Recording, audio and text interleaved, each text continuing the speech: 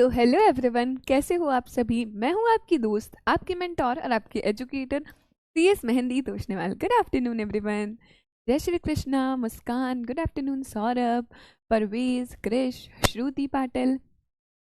क्या हम लोग डिपॉजिट्स रिवाइज कर कर आए हैं? Hello Shailesh, good afternoon. Radhe Radhe Kamini, good afternoon. Aparna, Janhvi, Gaurav, Chandni, hello Subhashis. Deposits की डेफिनेशन क्या दिमाग में गई है? क्या रिवाइज कर कर आए हो? Good afternoon Vineet, Ram Ram Raj. Good afternoon Shivam. मैं बहुत अच्छी हूँ Kajal, thank you so much for asking. Har Har Mahadev Ankesh. तो रिवाइज किया है ना? ये मेरा पहला क्वेश्चन होता है कि मेरे नादान परिंदे लास्ट लेक्चर का रिवाइज कर कर आए हो या फिर नहीं आए हो। ठीक है, चलो रिवाइज कर कर आए हैं, वेरी गुड। हम लोग रीकैप देख लेते हैं प्रीवियस लेक्चर का, जो हमने प्रीवियस लेक्चर में देखा था डिपॉजिट के बारे में। अच्छा, फटाफट से डिपॉजिट का मुझे सेक्शन लिखकर बता दो, क्या सेक्शन था? सेक्शन 2 क्लॉज 31 बोलता है any receipt of money received by the company, उसे हम डिपॉजिट बोलेंगे। But deposit does not include the following, बहुत बड़ी सी लिस्ट देखी थी, वो कुछ भी डिपॉजिट में नहीं आता है। सबसे पहला, अगर कंपनी कोई भी मनी रिसीव कर रही है from the central government, state government, local authority से, दूसरा कंपनी मनी रिसीव कर रही है कोई और सोर्स से, पर उसका रीपेमेंट किसने गारंटी किया है? सेंट्रल गवर्नमेंट या फिर स्टेट गवर्नमेंट ने गारंटी किया। कंपनी को पैसा मिल रहा है, कहाँ से मिल रहा है? फॉरेन की गवर्नमेंट से मिल रहा है, फॉरेन इंस्टीट्यूशनल इन्वेस्टर्स से मिल रहा है, तो वो भी डिपॉजिट के अंदर नहीं आएगा। आपकी कंपनी को पैसा मिल रहा है किसी और कंपनी से, amount received from any other company, it will also not be considered in deposit. आपकी कंपनी को पैसा मिल रहा है by issuing of commercial paper, वो भी डिपॉजिट के अंदर नहीं आएगा। कंपनी ने क्या किया है? शेयर्स इशू किए हैं, शेयर एप्लीकेशन मनी आया है उसके पास, तो कंपनी को शेयर्स अलॉट कर देने विद इन 60 डेज, वो पैसे को हम डिपॉजिट नहीं मानेंगे। अगर कंपनी ने 60 डेज के अंदर शेयर्स अलॉट नहीं किए, तो जहां से 60 डेज खत्म हो रहे वहां से 15 डेज के अंदर अंदर उसे पैसा रिफंड कर देना है। After the expiry of 15 days, if company is unable to refund the money, then in that case after expiry of 15 days उस पैसे को क्या मान लेंगे हम? उस पैसे को डिपॉजिट मान लेंगे यहाँ पर, राइट। और क्या देखा था? कोई भी पैसा अगर आपकी कंपनी को एम्प्लॉय से मिल रहा है, कितना मिलना चाहिए? Amount not exceeding his annual salary, उसकी एनुअल सैलरी से ज़्यादा नहीं होना चाहिए, नॉन इंटरेस्ट बियरिंग होना चाहिए, अंडर एन एम्प्लॉयमेंट कॉन्ट्रैक्ट के अंदर मिल रहा है, तो वो पैसा भी डिपॉजिट कंसिडर नहीं होने वाला है। क्या याद आ रही है हमें ये चीज़? अच्छा, फिर हमने डायरेक्टर वाला पॉइंट देखा था, मेन पॉइंट्स तो याद रखना। अगर आपकी प्राइवेट कंपनी है, उसे पैसा मिल रहा है डायरेक्टर से या रिलेटिव ऑफ डायरेक्टर से, it will not be considered as a deposit provided उन्हें एक डिक्लेरेशन देना है। क्या डिक्लेरेशन देना है? ये मेरा खुद का पैसा है, सेल्फ ओन्ड फंड्स है, मैंने कहीं से बोरो नहीं किया है। अगर पब्लिक कंपनी है, डायरेक्टर पैसा दे रहा है, डिपॉजिट कंसिडर नहीं होगा, डिक्लेरेशन देना है सेल्फ ओन्ड फंड है, बोरो नहीं किया। रिलेटिव ऑफ डायरेक्टर पैसा दे रहा है, तो उसे हम लोग डिपॉजिट के अंदर इंक्लूड करेंगे if it is a public company. क्या ये दिमाग में जा रहा है? कोई भी पैसा अगर निधि कंपनी रिसीव कर रही है, वो डिपॉजिट के अंदर नहीं आने वाला है। चिट फंड से जो भी पैसा मिल रहा है चिट फंड कंपनी को, वो भी डिपॉजिट के अंदर नहीं आने वाला है। अच्छा, मेन पॉइंट्स, और हमने एक और प्रमोटर वाला पढ़ा था। प्रमोटर कंपनी को पैसा दे रहा है एज एन अनसिक्योर्ड लोन। क्यों दे रहा है? Because of the stipulation and the condition जो फाइनेंशियल इंस्टीट्यूशन या बैंक ने लगाई है, हम तुम्हें तभी पैसा देंगे जब प्रमोटर अनसिक्योर्ड लोन देगा। तो ये जो प्रमोटर ने कंपनी को पैसा दिया है in the form of unsecured loan, it will not be considered as a deposit. यहाँ तक क्लियर है? उसे डिपॉजिट नहीं माना जाएगा। बट जब आपने बैंक का या फाइनेंशियल इंस्टीट्यूशन का पैसा रीपे कर दिया, एट दैट टाइम आपको प्रमोटर का पैसा भी रीपे करना है। आपने क्या किया? बैंक का पैसा तो रीपे कर दिया, but you have not repaid the money of promoter.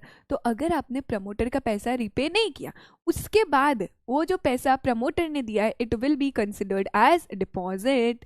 क्या ये क्लियर है यहाँ तक? सो ये सारे मेन पॉइंट्स हमने पढ़े। एक स्टार्टअप वाला देखा था, स्टार्टअप को अगर पैसा मिलता है 25 लाख रुपीज़ और मोर, सिंगल ट्रेंच में मिलता है, by way of convertible note मिलता है, या फिर वो रीपेबल है, कितने टाइम में रीपेबल है, 10 ईयर्स में रीपेबल है, तो उसे भी हम लोग डिपॉजिट में कंसिडर नहीं करने वाले हैं। क्या ये क्लियर हो गया? अच्छा, डिबेंचर्स वाला पॉइंट पढ़ा था हमने।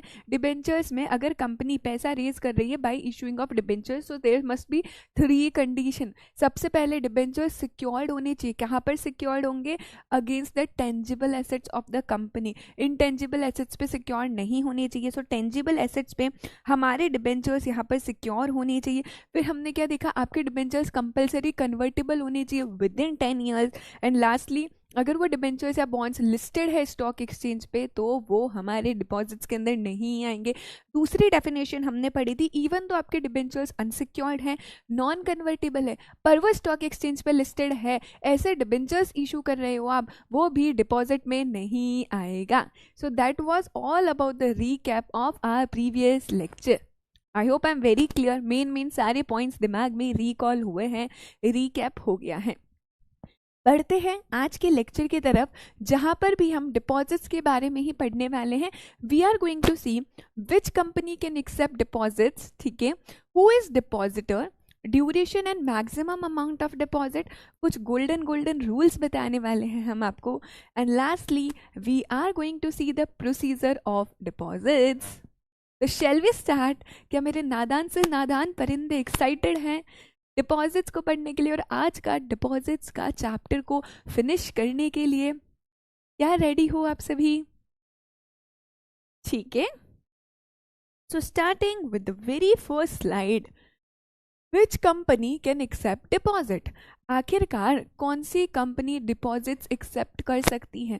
या प्राइवेट कंपनी, पब्लिक कंपनी, कोई भी कंपनी डिपॉजिट्स एक्सेप्ट कर सकती है क्या? So we are going to see कि आप कौन सी कंपनी हो तो डिपॉजिट्स एक्सेप्ट कर सकते हो, किससे डिपॉजिट्स एक्सेप्ट कर सकते हो। डिपॉजिट्स मतलब क्या है? यहाँ पर जो भी हमने लिस्ट पढ़ी, इसके अलावा अपार्ट फ्रॉम दिस जो भी आएगा उसे हम लोग डिपॉजिट्स मानेंगे। कंपनी डिपॉजिट्स कब लेगी? जब कंपनी को पैसे की ज़रूरत होगी। वो मेंबर्स से भी पैसा ले सकती है, वो पब्लिक से भी पैसा ले सकती है, राइट? हम ओवरव्यू देख रहे हैं। यस दीदी, तो कौन सी कंपनी मेंबर्स से पैसा ले सकती है, कौन सी कंपनी पब्लिक से पैसा ले सकती है, हम वो देखने वाले हैं। सो फर्स्टली टॉकिंग अबाउट हमारा प्राइवेट कंपनी। प्राइवेट कंपनी के लिए साफ साफ एक बात बोल दी कि अरे वो प्राइवेट कंपनी, तुम सिर्फ और सिर्फ अपने मेंबर से ही डिपॉजिट एक्सेप्ट कर सकती हो, बाहर वालों से डिपॉजिट एक्सेप्ट कर सकती नहीं। सो पहला प्राइवेट कंपनी के लिए बोल दिया कि आप सिर्फ और सिर्फ अपने मेंबर्स से डिपॉजिट एक्सेप्ट कर सकती हो, आप उनसे पैसा ले सकती हो, बाहर वालों से तुम्हारा कोई रिश्ता नाता नहीं होना चाहिए। You can not accept deposits from the public. So for private company it is not allowed. ठीक है, अभी पब्लिक कंपनी के ऊपर आते हैं। यहाँ पर पब्लिक कंपनी को 2 क्राइटेरिया दिए गए हैं। सबसे पहला है एलिजिबल पब्लिक कंपनी, फिर है हमारा not eligible public company. Eligible public company सुनते से ही आपके दिमाग में आया होगा कि दीदी एलिजिबल पब्लिक कंपनी मतलब क्या? तो एक ऐसी पब्लिक कंपनी जिसका नेटवर्थ 100 करोड़ या उससे ज़्यादा है, या फिर उसका टर्नओवर 500 करोड़ या उससे ज़्यादा है। क्या बोला है मैंने? एलिजिबल कंपनी मीन्स ऐसी कंपनी जिसका नेटवर्थ 100 करोड़ और मोर है, या फिर आपका टर्नओवर 500 करोड़ और मोर है। कहना ही से अगर आप इनमें से कोई एक कंडीशन भी सेटिस्फाई कर रहे हो, कोई भी एक कंडीशन सेटिस्फाई कर रहे हो, तो आप एलिजिबल पब्लिक कंपनी कहलाओगे। बिकॉज द रीज़न इज, बीच में क्या आ रहा है यहाँ पर? और आ रहा है। क्या ये क्लियर है? Guys there is a request from all of you बेटा, जब क्लास में पढ़ाया जाता है एट दैट टाइम आपका कॉन्सेंट्रेशन सिर्फ आप क्लास में रखो। Don't waste your time in flipping the pages. Module का सीक्वेंस और हमारे नोट्स का सीक्वेंस अलग हो सकता है। तो what is the proper way to read the module? अगर आप मॉड्यूल पढ़ना चाहते हो बिल्कुल पढ़ो, but there is a right way to read the module. After the completion of this lecture, जैसे ही आपका लेक्चर कंप्लीट हो जाता है, ये नोट्स आप पढ़ लेते हो पूरा, उसके बाद मॉड्यूल उठाओ और फिर मॉड्यूल से रीड करो, right. Then you can check कौन से टॉपिक मॉड्यूल में कहाँ पर हैं। अगर आप ड्यूरिंग द क्लास मॉड्यूल में पेज नंबर ढूंढने में रह जाओगे, आई एम 100% श्योर आपका कॉन्सेंट्रेशन यहाँ नहीं रहने वाला है, right. So there is a request to all of you guys, अगर आप मॉड्यूल से रीड करना चाहते हैं, don't do it during the class, आप ढूंढते रह जाओगे। अदरवाइज आपके पास ये नोट्स अवेलेबल रहते हैं। आई विल मेक श्योर कि जो ई नोट्स होगा वो मैं बिफोर द क्लास अपलोड करवा दूंगी सारे चैप्टर्स का, सो दैट आपके पास हैंडी एक नोट्स अवेलेबल रहेंगे क्लास के टाइम पर ही, ठीक है। सेकेंडली, मॉड्यूल कब पढ़ोगे? After the class, after the lecture आप मॉड्यूल पढ़ोगे। आई hope I am very clear, ठीक है। तो ये मैं एक्सपीरियंस से बता रही हूँ मॉड्यूल कैसे पढ़ना चाहिए। तो talking about eligible public company क्या होती है, एक बार मुझे लाइव चैट में लिमिट्स बता दो। नेटवर्थ कितना है उसका? 100 करोड़ या उससे ज़्यादा, या फिर टर्नओवर क्या है उसका? 500 करोड़ या उससे ज़्यादा, उसे हम एलिजिबल कंपनी कहने वाले हैं। एक और हुई उसके अलावा नॉट एलिजिबल पब्लिक कंपनी। ये नॉट एलिजिबल पब्लिक कंपनी को हम ट्रीट करने वाले हैं एज अ प्राइवेट कंपनी। मतलब क्या है दीदी? As a private company treat करेंगे, मतलब ये भी पब्लिक से डिपॉजिट एक्सेप्ट कर सकती नहीं है। सिर्फ और सिर्फ एलिजिबल कंपनी ही पब्लिक से डिपॉजिट एक्सेप्ट कर सकती है, और मेंबर्स से भी। तो यही एक ऐसी कंपनी है जो पब्लिक से भी डिपॉजिट एक्सेप्ट कर सकती है और मेंबर्स से भी। क्या ये क्लियर हुआ हमें अभी तक? ठीक है। अच्छा, अभी कंपनी कैसे डिपॉजिट्स एक्सेप्ट करने वाली है? मेंबर्स से। सो इस प्राइवेट कंपनी को पैसा चाहिए मेंबर्स से, यहाँ पर ऑर्डिनरी रिजोल्यूशन पास होगा। ऑर्डिनरी रिजोल्यूशन मतलब 51% ऑफ द मेंबर्स का कंसेंट लेना पड़ेगा, ठीक है। ऑर्डिनरी रिजोल्यूशन पास होगा, सारे मेंबर्स कंसेंट देने वाले हैं। साथ ही साथ company will give a declaration. क्या डिक्लेरेशन देगी कंपनी? कि हमने कोई भी डिफॉल्ट नहीं किया है डिपॉजिट का रीपेमेंट करने में या उसके इंटरेस्ट को रीपे करने के लिए। Am I very clear on these two parts? क्या हम बिल्कुल बिल्कुल बिल्कुल क्लियर है क्या? पक्का? तो मेरा पहला क्वेश्चन है, can a private company accept deposits from the public? क्या कोई प्राइवेट कंपनी पब्लिक से डिपॉजिट्स एक्सेप्ट कर सकती है क्या? What do you think, yes और नो? बताओ।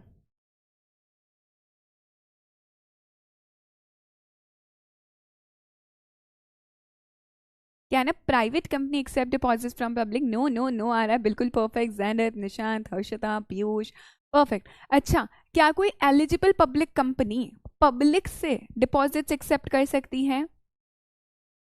यस, एलिजिबल पब्लिक कंपनी कर सकती है, ठीक है। अच्छा, अभी फिर से जो मैंने पढ़ाया मैं आपको एक बार बताने वाली हूँ। We have seen the company, एक तरफ है प्राइवेट कंपनी, एक तरफ है पब्लिक कंपनी। प्राइवेट कंपनी सिर्फ और सिर्फ मेंबर्स से डिपॉजिट एक्सेप्ट कर सकती है, पब्लिक से डिपॉजिट एक्सेप्ट नहीं कर सकती है। पब्लिक कंपनी में हमने दो तरह की कंपनी देखी, one is eligible public company, the second is not eligible public company. Eligible public company deposits accept कर सकती है यहाँ पर मेंबर से भी और पब्लिक से भी। एलिजिबल पब्लिक कंपनी किसको बोलेंगे? अगर आपका नेट वर्थ 100 करोड़ या उससे ज़्यादा है और आपका टर्नओवर 500 करोड़ और उससे ज़्यादा है, तो हम एलिजिबल पब्लिक कंपनी कहेंगे। It can accept the deposits from the public. Not eligible public company, it means उसका नेट वर्थ और टर्नओवर इस लिमिट से कम है, उस कंपनी को हम ट्रीट करेंगे एज अ प्राइवेट कंपनी, और वो भी पब्लिक से डिपॉजिट एक्सेप्ट कर सकती नहीं है। आई होप ये एकदम क्लियर हुआ है। तो जो पर्सन कंपनी को पैसा देगा उस पर्सन को क्या बोलेंगे? हम डिपॉजिटर बोलेंगे। इससे हमें दो चीज़ें समझ आई, डिपॉजिटर मेंबर भी हो सकता है और डिपॉजिटर कोई और पर्सन भी हो सकता है। इट मीन्स आम जनता जनार्दन पब्लिक भी डिपॉजिटर हो सकती है। So who is a depositor? यहाँ पर depositor can be a member, member भी कंपनी को पैसा दे सकता है, और डिपॉजिटर्स आपके कोई और पर्सन भी हो सकता है। इट मीन्स पब्लिक भी क्या हो सकती है? आपकी डिपॉजिटर यहाँ पर हो सकती है। ध्यान रहे, आज के लेक्चर्स में जो आप सेक्शन पढ़ने वाले हो, it is going to be section number 73 to section number 76।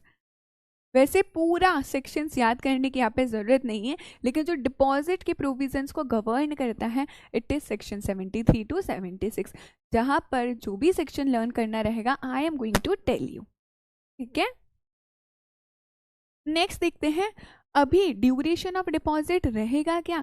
Company ने डिपॉजिट्स एक्सेप्ट तो कर लिए, लेकिन मिनिमम कितने टाइम के लिए डिपॉजिट एक्सेप्ट कर सकते हो, मैक्सिमम कितने टाइम के लिए डिपॉजिट एक्सेप्ट कर सकते हो? समझो, मेरी कंपनी है गोलमाल लिमिटेड, है ना, मोस्ट फेवरेट गोलमाल लिमिटेड।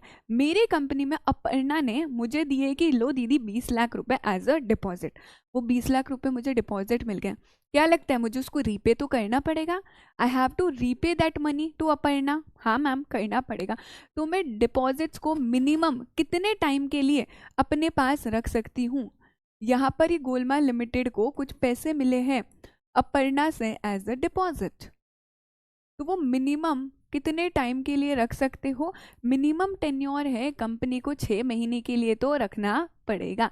तो मिनिमम टेन्योर क्या है यहाँ पे? कंपनी को 6 मंथ्स के लिए तो रखना पड़ेगा। अभी पैसे लिए, इट मीन्स आपको पैसे की ज़रूरत थी, तो कम से कम 6 महीने के लिए रखना पड़ेगा। मैक्सिमम टेन्योर क्या है? मैक्सिमम टेन्योर है यहाँ पे 36 मंथ्स। इतने टाइम में तो अब मुझे अपर्णा को ये पैसा रीपे करके देना होगा।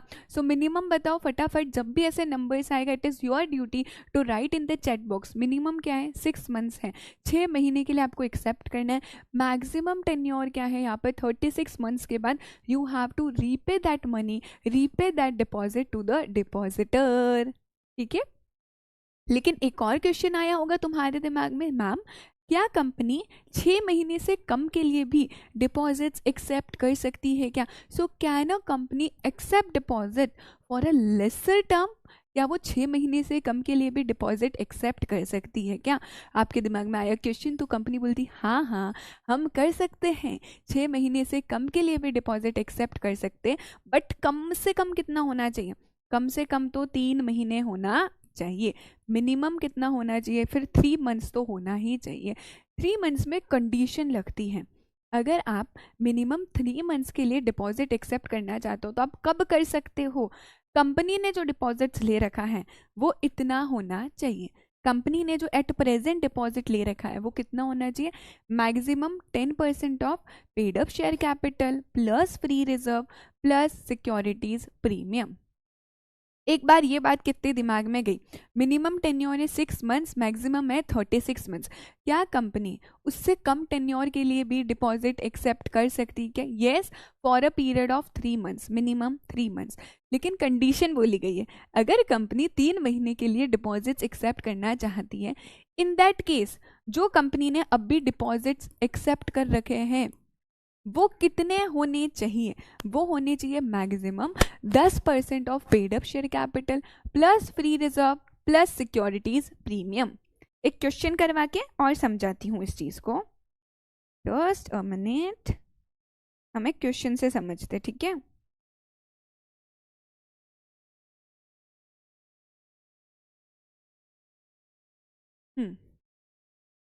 हमारी कंपनी है Golmaal limited, world famous company है ना, ये है हमारी गोलमाल लिमिटेड। ये कंपनी का जो पेड अप शेयर कैपिटल है, लेट्स अज्यूम वो है 100 CR, अरे बहुत बड़ी कंपनी। फ्री रिजर्व है हमारी कंपनी का 25 CR, सिक्योरिटीज प्रीमियम है हमारी कंपनी का 25 CR, ठीक है। और इसने अभी जो डिपॉजिट्स एक्सेप्ट कर रखे हैं वो कितने के कर रखे? 1 करोड़ के एक्सेप्ट कर रखे। क्या ये क्लियर हुआ है? ठीक है, SP मतलब होते हैं सिक्योरिटीज प्रीमियम अकाउंट, ओके। तो ये हमें समझ आ गया गोलमाल लिमिटेड का। अभी क्या गोलमाल लिमिटेड मिनिमम 3 मंथ्स के लिए डिपॉजिट एक्सेप्ट कर सकती है क्या? ये हमारा क्वेश्चन है। तो हाउ विल यू चेक? अभी जो डिपॉजिट्स एक्सेप्ट कर रखे वो मैक्सिमम कितने होने चाहिए? 10% of paid up share capital plus free reserve plus securities premium. करके देखिए जरा।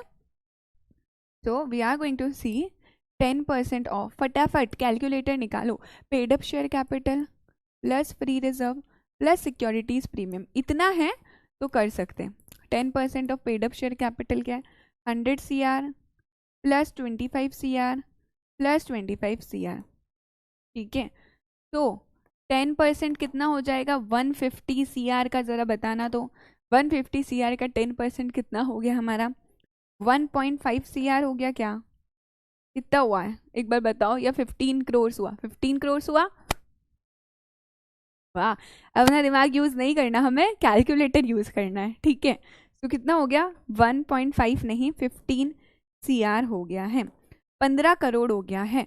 मतलब इतना डिपॉजिट्स है, इतना डिपॉजिट्स अगर कंपनी ने एक्सेप्ट कर रखा है तो ही कंपनी मिनिमम 3 मंथ्स के लिए डिपॉजिट एक्सेप्ट कर सकती है। लिमिट के अंदर है क्या, अभी कंपनी ने तो सिर्फ 1 करोड़ डिपॉजिट एक्सेप्ट कर रखा है, विद इन 15 करोड़ की लिमिट है।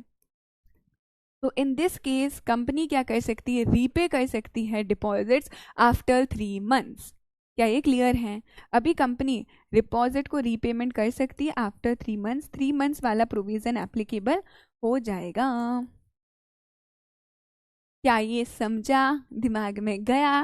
अच्छा, थोड़ा थोड़ा जा रहा है कि पूरा पूरा जा रहा है दिमाग में, थोड़ा थोड़ा जा रहा है हमें, या पूरा पूरा दिमाग में जा रहा है, क्रिस्टल क्लियर हो गया है।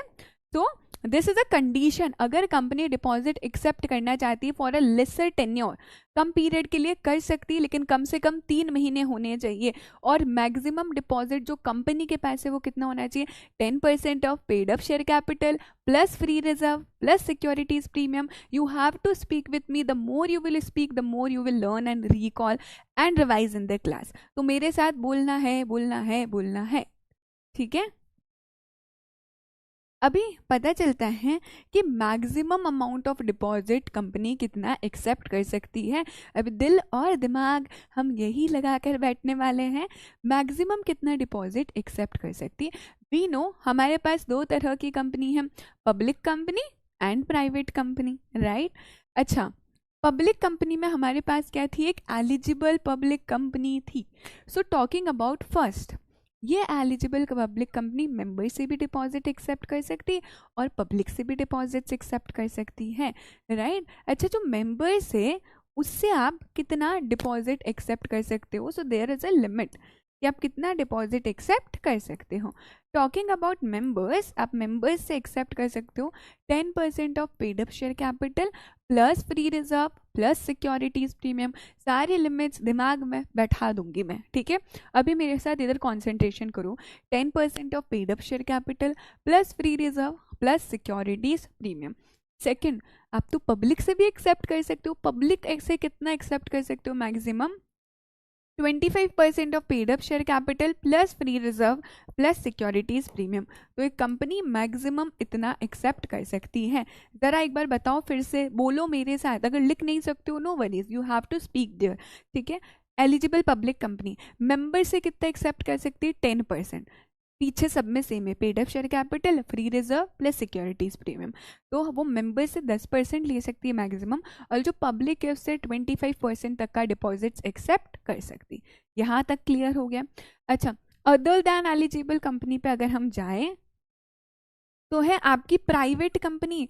प्राइवेट कंपनी तो पब्लिक से डिपॉजिट्स एक्सेप्ट नहीं कर सकती, मेंबर्स से कितना डिपॉजिट एक्सेप्ट कर सकती, अपने ही लोग हैं ये तो, अपने ही मेंबर्स हैं, तो वो मेंबर्स से डिपॉजिट एक्सेप्ट कर सकती हैं 100% of paid up share capital plus free reserve plus securities premium. कितना कर सकती है 100%, मतलब paid up share capital free reserve और सिक्योरिटीज प्रीमियम का 100% आप एक्सेप्ट कर सकते हो अपने मेंबर्स से, सिर्फ और सिर्फ, ठीक है। अच्छा, अदर देन एलिजिबल कंपनी में इफ यू रिमेंबर बाकी पब्लिक कंपनीज भी थी। मैम ये वो पब्लिक कंपनीज है जो एलिजिबल पब्लिक कंपनी में नहीं आती, ये भी सिर्फ और सिर्फ अपने मेंबर्स से एक्सेप्ट कर सकती। कितना, मेंबर्स से कितना एक्सेप्ट कर सकते हो, तो यहाँ पर आप मेंबर से एक्सेप्ट कर सकते हो 35% of paid up share capital plus free reserve plus securities premium. पीछे का सब में सेम है, सिर्फ ऊपर ऊपर की लिमिट्स नंबर्स आपको ध्यान रखने हैं। उसके बाद हम देख रहे हैं गवर्नमेंट कंपनी। बच्चा ये जो गवर्नमेंट कंपनी है ना, ये भी एलिजिबल पब्लिक कंपनी ही है। एलिजिबल पब्लिक कंपनी को 2 तरह से बाइफरकेट किया गया, ये है नॉन गवर्नमेंट कंपनी और जो नीचे वाली है ये एलिजिबल पब्लिक कंपनी है, गवर्नमेंट कंपनी है। एंड बिकॉज ये एलिजिबल कंपनी है, ये भी पब्लिक से डिपॉजिट एक्सेप्ट कर सकती है। यहाँ पर बोल दिया तुम मेंबर और पब्लिक से दोनों से मिलाकर कितना एक्सेप्ट कर सकते हो, दोनों से मिलाकर आप एक्सेप्ट कर सकते हो 35% of paid up share capital plus free reserve plus securities premium. मतलब क्या ऐसा हो सकता है दीदी, यहाँ पर हमने 10% तो ले लिया मेंबर्स से और बाकी का 25% पब्लिक से ले लिया? बिल्कुल हो सकता है। क्या ऐसा हो सकता है हमने मेंबर्स से कुछ भी नहीं लिया और पूरा का पूरा 35% पब्लिक से ले लिया? ये भी हो सकता है। ठीक है, क्या ये समझ आ रहा है? इसका पूरा एक और चार्ट बनवाऊंगी मैं, सो दैट तुम्हारे दिमाग में बैठेगा and you also have to write down with me. ठीक है, तुम्हें भी लिखना है मेरे साथ। एक बार देखो,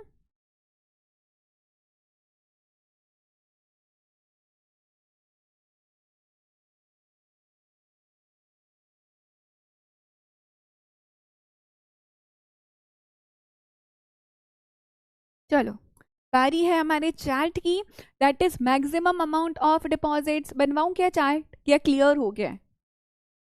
इनमें सब कुछ महान बच्चे बोलेंगे नहीं मैम बनवा दो ना यार, और कुछ बोलेंगे नहीं नहीं मैम हो गया है।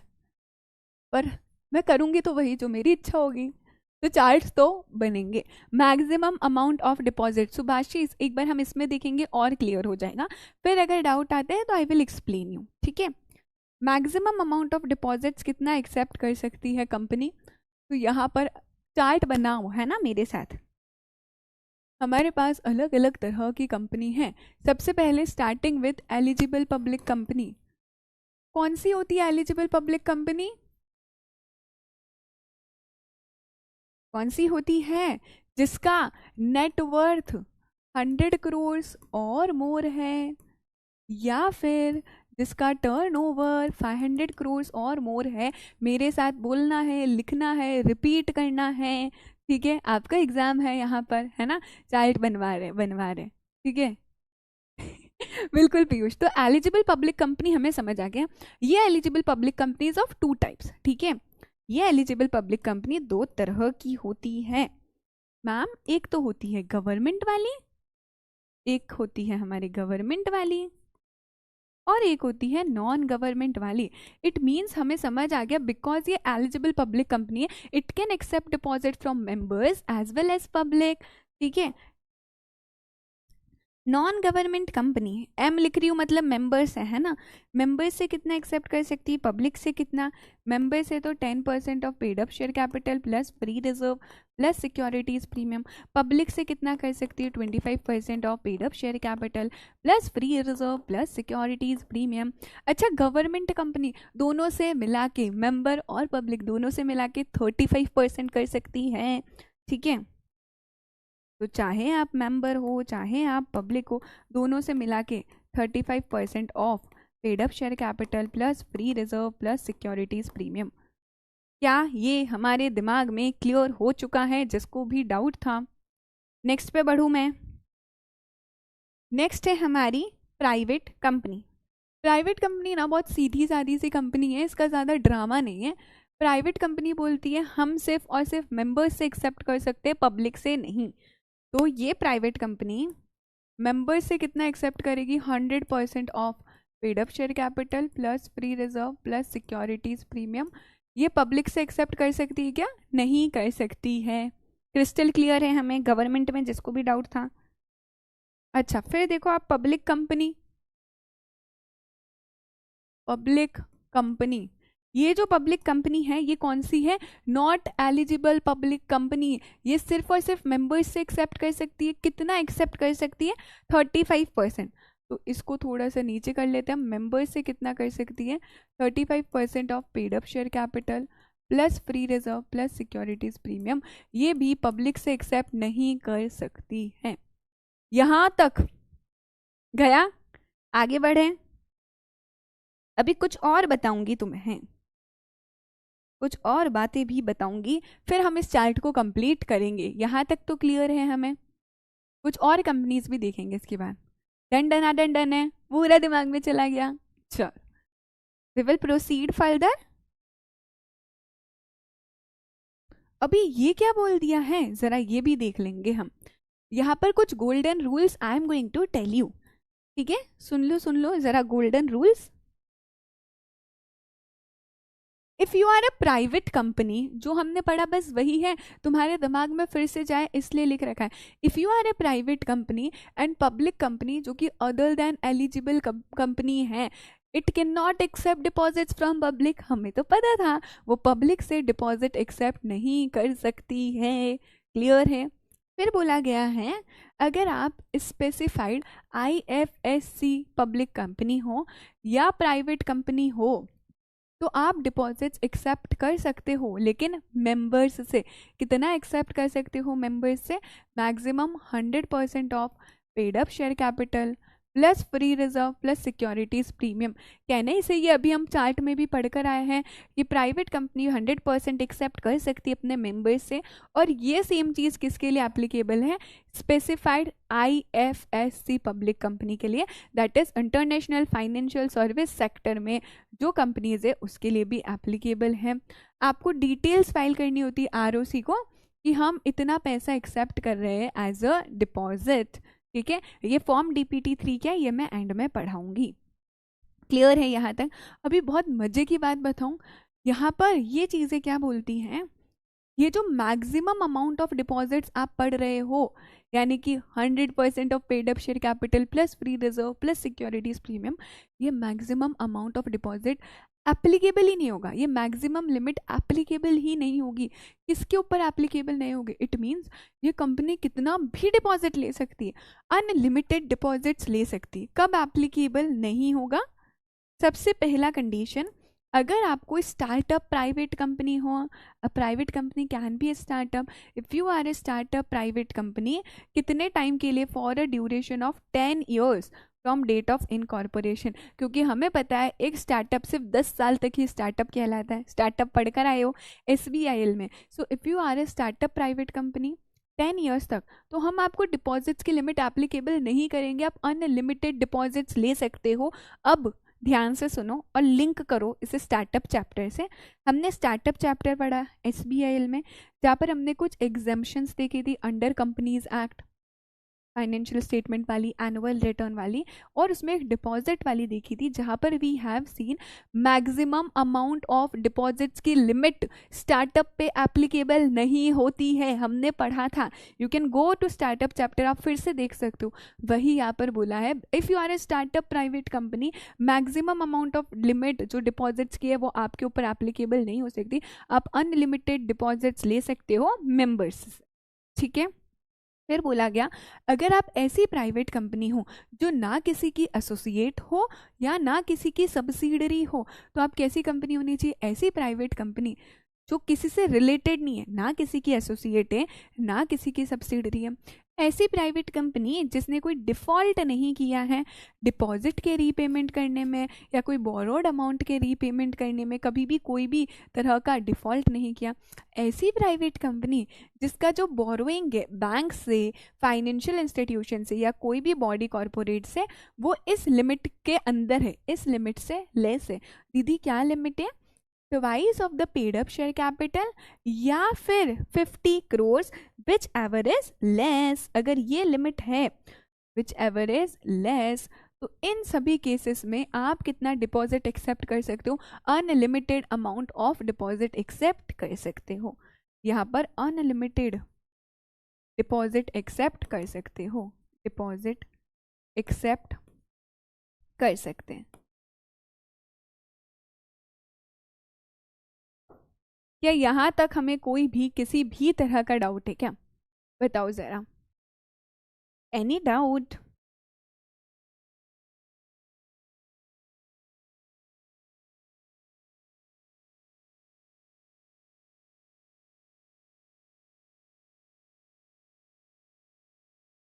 Definitely you can tell me अगर कोई भी डाउट है तो।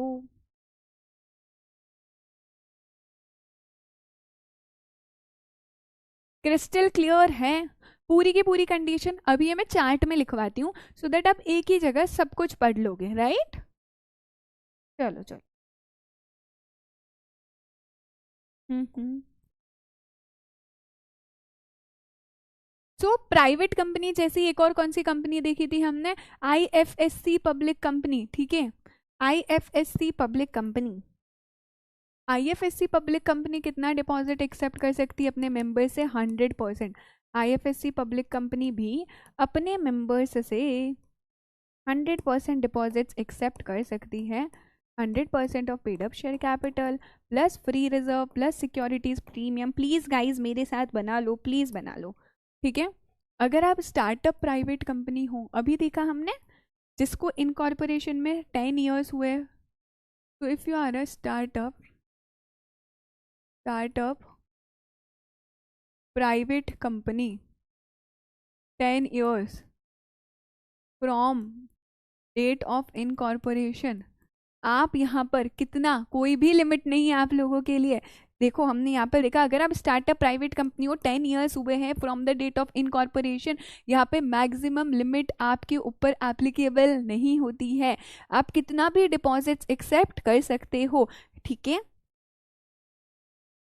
तो ज़रा लिखेंगे मेरे साथ, मैक्सिमम लिमिट एप्लीकेबल नहीं होती है, मेंबर्स से आप अनलिमिटेड एक्सेप्ट कर सकते हो, पब्लिक से तो अलाउड ही नहीं है, because you are a startup private company. देखो सुभाषीष, तुम्हें समझाती हूँ उसका मतलब क्या है, ठीक है। एक बार ये चार्ट बनवाती हूँ, फिर I will let you know. ये प्राइवेट कंपनी जो 3 कंडीशन सेटिस्फाई कर रही है, इसको थोड़ा अलग कलर से लिखते हैं ताकि हाईलाइट करोगे। If you are a private company satisfying 3 conditions, अगर आप ये 3 कंडीशन सेटिस्फाई कर रहे हो तो आप अनलिमिटेड बोरो कर सकते हो, मतलब 100% से भी ज़्यादा बोरो कर सकते हो। सुभाषीष समझना कौन सी 3 कंडीशंस। सबसे पहला, आप किसी की एसोसिएट नहीं होनी चाहिए, ना ही सब्सिडरी, नॉट एन एसोसिएट और सब्सिडरी। आपने कुछ डिफॉल्ट नहीं किया होना चाहिए, नॉट डिफॉल्टेड किस चीज़ में, रीपेमेंट में, नॉट डिफॉल्टेड इन रीपेमेंट, ठीक है। और यहाँ पे आपकी जो बोरोइंग्स है एट प्रेजेंट वो कितनी होनी चाहिए, borrowings less than twice of its paid up share capital और 50 crore whichever is less, दोनों में से जो ही कम है। अगर आप इन कंडीशंस को सेटिस्फाई कर रही हो बेटा, तो आप 100% से भी ज़्यादा बोरो कर सकते हो। सुभाषिश का डाउट है मैम प्राइवेट कंपनीज का तो वैसे भी 100% अलाउड था, तो एग्जेम्पशंस का क्या बेनिफिट हुआ। अभी समझो इस चीज़ को, आपकी ऐसी प्राइवेट कंपनी है जो तीनों कंडीशन को सेटिस्फाई कर रही है। कौन सी तीनों कंडीशंस है, सबसे पहला एसोसिएट नहीं है, किसी की सब्सिडरी नहीं है, डिफॉल्ट नहीं किया है रीपेमेंट में, borrowings less than twice of paid up share capital है, या 50 crore whichever is less, तो आप अनलिमिटेड एक्सेप्ट कर सकते हो। सेटिस्फाइंग 3 कंडीशन, ये 3 कंडीशंस मन में बैठ जानी चाहिए, तीनों कंडीशन सेटिस्फाई कर रही हैं तो वो paid up share capital, free reserve, securities premium कितना भी हो, लेट्स अज्यूम 10 करोड़, 10 करोड़ और हमारा 30 करोड़ है, ठीक है। तो अब वो अनलिमिटेड बोरो कर सकती है। नॉर्मल केस में क्या होगा मैम, नॉर्मल केस में 100% कर सकते हो इसका, 100% ऑफ 50 करोड़, मतलब आप 50 करोड़ तक का बोरो कर सकते हो। लेकिन इस केस में अगर आप तीनों कंडीशन सेटिस्फाई कर रहे हो तो आप 100% से ज़्यादा भी डिपॉजिट ले सकते हो, मोर देन 100% भी ले सकते हो। इट मीन्स आप 150 करोड़, 100 करोड़ कितना भी डिपॉजिट्स एक्सेप्ट कर सकते हो। आई hope I am very clear till now. और ये चार्ट आपके दिलो दिमाग में बैठ चुका है बच्चा लोग। अब आपको सिर्फ और सिर्फ ये चार्ट पढ़ना है and you will be all sorted कि मैक्सिमम अमाउंट ऑफ डिपॉजिट्स कितना एक्सेप्ट कर सकते हैं। एम आई वेरी क्लियर, क्या क्रिस्टल क्लियर है क्या ये, हमें बता दो ज़रा। तो एलिजिबल पब्लिक कंपनी, फिर private company, public company, startup private company जो इसको 10 ईयर्स हुए from the date of incorporation, and ऐसी प्राइवेट कंपनी जो ये 3 कंडीशन सेटिस्फाई कर रही है उसे यहाँ पर अनलिमिटेड एक्सेप्ट करने को मिलेगा। Very clear, great, awesome.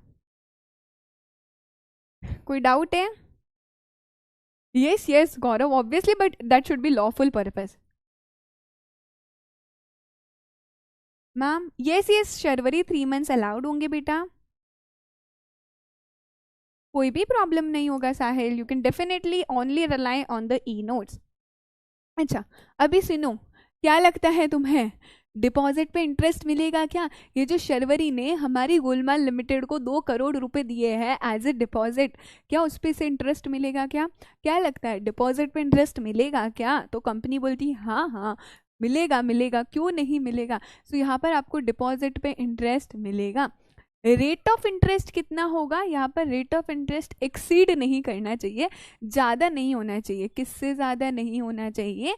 Rate of interest shell not exceed the rate जो कि आरबीआई ने बताई है for non banking financial companies. से रिजर्व बैंक ऑफ इंडिया ने जो भी रेट ऑफ इंटरेस्ट बताई है नॉन बैंकिंग फाइनेंशियल कंपनीज के लिए, तो मैक्सिमम आपका इंटरेस्ट उतना हो सकता है, उससे ज़्यादा नहीं हो सकता है। क्लियर है ये? डन है? ठीक है। अच्छा कोई एक ऐसा पर्सन होता है जिसको कंपनी राइटिंग में ऑथोराइज करती है कि तुम क्या कर सकते हो, डिपॉजिट्स एक्सेप्ट करो कंपनी के बिहाफ पे, वो पर्सन ब्रोकरेज यहाँ पर चार्ज करता है। नॉर्मल सा पॉइंट है, ठीक है। मजा आ रहा है ना, है ना? अच्छा डिपॉजिट्स हमने एक्सेप्ट कर दिया, मैंने बताया कंपनी को we are going to see the procedure to accept the deposit. हमने डिपॉजिट्स यहाँ पर एक्सेप्ट कर दिया है। उसके बाद मैं क्या करना चाहती हूँ, डिपॉजिट्स की टर्म्स एंड कंडीशंस को चेंज करना चाहती हूँ, ऑल्टर करना चाहती हूँ। क्या मैं कर सकती हूँ क्या? मैंने पहले जब पब्लिक को बताया था तब अलग टर्म्स एंड कंडीशंस थी, अब डिपॉजिट मैंने एक्सेप्ट कर लिया है, उसके बाद मैं टर्म्स एंड कंडीशंस चेंज करना चाहती हूँ। क्या ये हो सकता है? तुम्हें क्या लगता है स्कीम ऑफ डिपॉजिट्स में वेरिएशन पॉसिबल है क्या? नहीं नहीं नहीं, वेरिएशन नहीं हो सकता है। आप टर्म्स एंड कंडीशंस चेंज नहीं कर सकते हो स्कीम ऑफ डिपॉजिट में। एक बार आपने प्रोस्पेक्टस या एडवर्टाइजमेंट इशू कर दिया, लेटर ऑफ ऑफर इशू करके सभी को बता दिया हम डिपॉजिट्स लेना चाहते हैं, डिपॉजिट्स मिल गए, उसके बाद you can not change the terms and conditions of the scheme of deposit. हालांकि आप ऐसा चेंज नहीं कर सकते हो जो इंटरेस्ट ऑफ इन्वेस्टर्स को अफेक्ट कर रहा है, उनका नुकसान नहीं होना चाहिए। अगर उनका बेनिफिट हो रहा है तो चलेगा, बट उनका नुकसान यहाँ पर नहीं होना चाहिए। आप कोई भी चेंज नहीं कर सकते हो जो डायरेक्टली या फिर इनडायरेक्टली अफेक्ट करता है हमारा इंटरेस्ट ऑफ इन्वेस्टर्स। क्लियर है? अच्छा तो अगर आपकी कंपनी, ध्यान से सुनना, पब्लिक से पैसा ले रही है, पब्लिक से डिपॉजिट्स एक्सेप्ट कर रही है, तुम्हें क्या लगता है किससे डिपॉजिट्स लेना मुश्किल होगा, पब्लिक से या मेंबर से? मेंबर से तो बड़ा इजी होगा, ये तो अपनी ही कंपनी के लोग हैं। पब्लिक से डिपॉजिट्स लेने का प्रोसीजर थोड़ा टफ होना चाहिए क्योंकि पब्लिक का पैसा कंपनी को आ रहा है। तो अगर कोई भी कंपनी पब्लिक से डिपॉजिट्स ले रही है तो उस कंपनी को क्रेडिट रेटिंग ऑब्टेन करानी है कि उसका कितना रिकॉर्ड है, क्रेडिट को क्या वापस जो भी बोरो करती है उसे with in the time payment, time repayment करती है या नहीं करती, इंटरेस्ट देती है या नहीं देती है, कोई डिफॉल्ट तो नहीं है ना।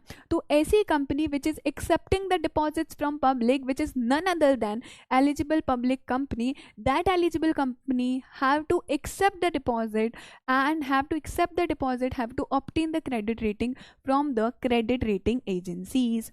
जो भी क्रेडिट रेटिंग एजेंसीज हैं उससे आपको क्या लेना है, यहाँ पर क्रेडिट रेटिंग लेना रहेगा। एवरी एलिजिबल पब्लिक कंपनी को, उनके लिए मैंडेटरी है। बाकी प्राइवेट कंपनी चाहें तो ले सकते, there is may, but if you are eligible public company it is mandatory for you. Company को साथ ही साथ उसे डिस्क्लोज भी करना है। कहाँ डिस्क्लोज करना है? कंपनी की वेबसाइट पर डिस्क्लोज करना रहेगा। ये हमारी क्रेडिट रेटिंग है। Am I very clear? क्या ये क्लियर है? अच्छा अभी मेरा एक क्वेश्चन आया, मैंने क्या किया है, पैसा ले तो लिया, डिपॉजिट्स एक्सेप्ट तो कर लिए। यहाँ पर मानो इस बार मैंने डिपॉजिट्स एक्सेप्ट किए गौरव से, ठीक है, और बहुत सारे लोगों से, ये जो भी मेरे क्लास में नादान परिंदे हैं इन सभी लोगों से, यस गौरव, इन सभी लोगों से मैंने डिपॉजिट एक्सेप्ट कर दिया जिसको मुझे रीपे करना है नेक्स्ट ईयर। नेक्स्ट ईयर मुझे रीपे करना है। तो तुम्हें क्या लगता है कंपनी में कोई रीपेमेंट रिजर्व बनाना चाहिए ना? यार कंपनी कहाँ से पैसा देगी? तो अगर आपके डिपॉजिट्स नेक्स्ट फाइनेंशियल ईयर में रीपे हो रहे हैं तो उस केस में आपको एक डिपॉजिट रीपेमेंट रिजर्व बनाना होगा। तो अभी हम देखने वाले हैं डिपॉजिट रीपेमेंट रिजर्व के बारे में। ये बोलता है यार कंपनी के पास पैसा नहीं है बाबा, किधर से लाएगा चुकाने के लिए? कंपनी के पास पैसा ही नहीं है, अभी चुकाएगा कहाँ से, रीपे कहाँ से करने वाला है, राइट? तो नेक्स्ट ईयर जो भी आपके डिपॉजिट्स रीपे हो रहे हैं उसके लिए हम पहले ही इस साल में ही एक डिपॉजिट रीपेमेंट रिजर्व बनाएंगे। ठीक है, कौन सा है? डिपॉजिट रीपेमेंट रिजर्व बनाएंगे। तो डिपॉजिट रीपेमेंट रिजर्व बनाया जाएगा। हर कंपनी को बनाना है, एवरी एलिजिबल कंपनी या फिर आप अदर देन एलिजिबल कंपनी हो, आपको on or before 30 April every year, 30 अप्रैल से पहले आपको क्या करना है? DRR क्रिएट करना है। यहाँ पर जो भी डिपॉजिट्स नेक्स्ट फाइनेंशियल ईयर में मैच्योर हो रहे, इस साल जो मैच्योर हो रहे उसके लिए नहीं, नेक्स्ट फाइनेंशियल ईयर में जो भी डिपॉजिट्स यहाँ पर मैच्योर हो रहे जिसका रीपेमेंट करना है, आपको एक DRR क्रिएट करना है, सेपरेट बैंक अकाउंट, और उसका नाम रहेगा डिपॉजिट रीपेमेंट रिजर्व अकाउंट। कितना यहाँ पर डिपॉजिट करना है? तो अमाउंट क्या है? 20% ऑफ द डिपॉजिट जो कि नेक्स्ट फाइनेंशियल ईयर में रीपे करना है।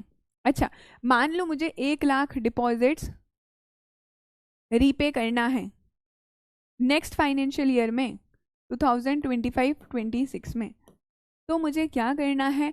इस साल के एंड तक ऑन और बिफोर 30 अप्रैल मुझे DRR क्रिएट कराना है, that is deposit repayment reserve. कितना? 20%। तो 20% ऑफ 1 लाख, ठीक है, 1 लाख का 20% कितना हो गया है? यहाँ पर हमारा 20,000 रुपये का डिपॉजिट रीपेमेंट रिजर्व यहाँ पर क्रिएट करना रहेगा। ये अमाउंट को आप किसी भी पर्पस के लिए यूज़ नहीं कर सकते हो, only than repayment purpose of deposits. Am I very clear? क्या डन है? 3 चीज़ें का ध्यान रखना, हर कंपनी को बनाना है। कितना बनाना है? 20% बनाना है, ऑन और बिफोर 30 अप्रैल बनाना है उस डिपॉजिट्स के लिए जो नेक्स्ट फाइनेंशियल ईयर में मैच्योर हो रहे हैं, नेक्स्ट फाइनेंशियल ईयर में जिनका रीपेमेंट करना है। क्या यहाँ तक कोई डाउट है हमें? Am I very clear on this point? Next देखो, अभी डिपॉजिट्स को एक्सेप्ट करने का प्रोसीजर क्या है? हाँ, जिसका था आपको इंतज़ार वो चीज़ आ गई है कि हमारी गोलमाल लिमिटेड को डिपॉजिट्स एक्सेप्ट करने है, बहुत नीड है पैसा की। तो कैसे डिपॉजिट्स एक्सेप्ट करेगी? क्या लोगों को ऐसे ही पता चलेगा? मैंने मन में सोच लिया कि यार मुझे डिपॉजिट्स एक्सेप्ट करना और सभी को पता चल जाएगा क्या? मेरी मन की आवाज़ तो कोई समझ ही नहीं सकता है, ठीक है? तो यहाँ पर मुझे सबको बताना पड़ेगा, जैसे हम बोलते हैं आपको ढिंडोरा देना पड़ेगा सभी को, अरे सुनो सुनो सुनो सुनो सुनो सुनो गाँव वालों, हमारी कंपनी जो है डिपॉजिट्स एक्सेप्ट करना चाहती है। तो यहाँ पर the company have to issue a circular to the investors कि हमारी कंपनी इतना डिपॉजिट्स इशू करना चाहती है, डिपॉजिट्स एक्सेप्ट करेगी, रेट ऑफ इंटरेस्ट यहाँ पर देगी। So here the company have to issue a circular to investors जिसके अंदर कुछ इन्फॉर्मेशन होगी रिगार्डिंग देयर इन्वेस्टमेंट। सर्क्यूलर का फॉर्म क्या है? ये फॉर्म आपको याद करना है। The form number is form DPT-1। Form DPT-1 में सर्क्यूलर इश्यू होगा। अच्छा, DPT मतलब क्या है? यहाँ पर एक्सेप्टेंस ऑफ डिपॉजिट रूल्स जो है हमारे, उसके लिए फॉर्म बना है DPT। तो डिपॉजिट्स का DPT फॉर्म बना है। जितने भी फॉर्म्स आएंगे वो DPT से ही आएंगे इस चैप्टर में। तो company have to issue a circular जिसमें कुछ इन्फॉर्मेशन होगी। मैम क्या इन्फॉर्मेशन होगी? सबसे पहले कंपनी की फाइनेंशियल इन्फॉर्मेशन होगी, ठीक है, कि कंपनी का कितना प्रॉफिट है, क्या चीज़ है। अगर हमारी एलिजिबल कंपनी है, एलिजिबल पब्लिक कंपनी है, तो उस केस में क्या होना चाहिए? अभी अभी जो हम पढ़कर आए दीदी, क्रेडिट रेटिंग भी ऑब्टेन कर दो। नॉर्मल कंपनी है तो it is not mandatory. Otherwise यहाँ पर क्या करना है, यहाँ पर हमें क्रेडिट रेटिंग भी ऑब्टेन करनी रहेगी। ये कुछ इन्फॉर्मेशन किसके अंदर होगी, हमारे फॉर्म DPT-1 के सर्क्यूलर में होगी। If you are a eligible company, अगर तुम एलिजिबल कंपनी हो तो तुम्हें ये सर्क्यूलर की सारी डिटेल्स इंग्लिश न्यूज़पेपर में भी देनी है और वर्नेक्यूलर लैंग्वेज न्यूज़पेपर में भी। व्हाट इज़ वर्नेक्यूलर लैंग्वेज न्यूज़पेपर, जो रीजनल लैंग्वेज होती है। फॉर एग्जाम्पल हमारी कंपनी जो है वो सिचुएटेड है गुजरात में, तो एक एडवर्टीजमेंट जाएगा इंग्लिश में और एक एडवर्टीजमेंट जाएगा वर्नेक्यूलर लैंग्वेज न्यूज़पेपर में, विच इज़ उसका जो रीजनल लैंग्वेज है गुजराती में। एलिजिबल कंपनी के अलावा जो भी कंपनी है, it is not compulsory for them to issue the advertisement, तो दे मे इशू, कंपल्सरी नहीं है, वो चाहे तो डिपॉजिट्स एक्सेप्ट कर रही है मेंबर से, इसलिए यहाँ पर एडवर्टीजमेंट इशू कर सकती, बट नॉट कंपल्सरी। जो भी कंपनी डिपॉजिट्स एक्सेप्ट कर रही है उसे अपना सर्क्यूलर या एडवर्टीजमेंट कंपनी की वेबसाइट पर भी पब्लिश करना है, सो दैट लोगों को पता चले। इस सर्क्यूलर को कौन साइन करेगा, it should be signed by majority of board of directors. जो भी majority of board of directors है वो क्या करेंगे, इसे साइन करेंगे। ठीक है, साथ ही ये सर्क्यूलर एडवर्टीजमेंट को आपको ROC को सेंड करना है। इतना बड़ा चीज़ कर रहे हैं हम, अरे कंपनी में तो एक पत्ता भी हिलता है तो हम किसको बताते हैं, जाके ROC को बताते। यहाँ पर तो आप डिपॉजिट्स एक्सेप्ट करना चाह रहे हो, तो यहाँ पर कंपनी को ROC को बताना है 30 डेज पहले, before issuance of DPT-1। DPT-1 issue करने से पहले एटलीस्ट 30 डेज पहले you have to send to ROC। कितने दिन पहले, 30 डेज पहले आपको ROC को भेजना कि हे ROC, ये हमारा फॉर्म DPT-1 है। ठीक है, क्या यहाँ तक क्लियर है क्या? अभी टॉकिंग अबाउट ये DPT-1 आपने इशू तो कर दिया, पर इस DPT-1 की वैलिडिटी कितने टाइम के लिए रहेगी, ये कब तक वैलिड होगा? क्या कोई ऑफर सालों साल वैलिड होता है? नहीं होता है। तो इसकी वैलिडिटी देखते हैं हम लोग जरा। The validity is 6 months from the end of financial year. Financial year खत्म हो रहे हैं, उससे 6 मंथ्स तक इसकी वैलिडिटी रहेगी। फाइनेंशियल ईयर कब खत्म होता है, 31 मार्च को। अप्रैल, मई, जून, जुलाई, अगस्त और सितंबर। सो कैन आई से 30 सितंबर तक? Okay ma'am. या फिर जो आपकी AGM की डेट है, एनुअल जनरल मीटिंग की जो डेट है, वहां तक वैलिडिटी होगी। It will be given in question की AGM की डेट क्या है। या फिर अगर आपकी AGM नहीं हुई है तो जो लास्ट डेट ऑफ AGM है वहां तक वैलिड रहेगा। ठीक है, इसका एक क्वेश्चन करवाती हूँ मैं वैलिडिटी का। अच्छा, वैलिड कब तक रहने वाला है, एक बार मेरे साथ बोलो। 6 months from the end of financial year. ठीक है, डेट ऑफ AGM, अगर AGM नहीं हुई है तो लास्ट डेट ऑफ AGM जब तक हो जानी चाहिए। अभी there is a question related to validity, कि कब तक वैलिड रहेगा, किसकी वैलिडिटी ऑफ DPT-1 जो हम सर्कुलर इशू कर रहे हैं। लेट्स अज्यूम कंपनी ने ये जो DPT-1 है वो इशू किया है। क्या माने कि कंपनी ने कब आपका DPT-1 इशू किया है? Let's assume 11th of October 24 को हमने DPT-1 इशू किया है। ठीक है, कंपनी की जो AGM हुई है, कंपनी की AGM हुई है, मानते हैं हम लोग 15th ऑफ अगस्त 25 को। You have to tell me validity क्या होगी यहाँ पर, बताओ जरा।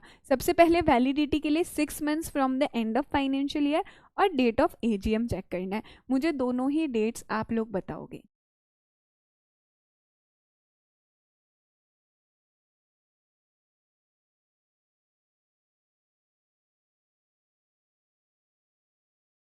क्या वैलिडिटी होगी इसकी?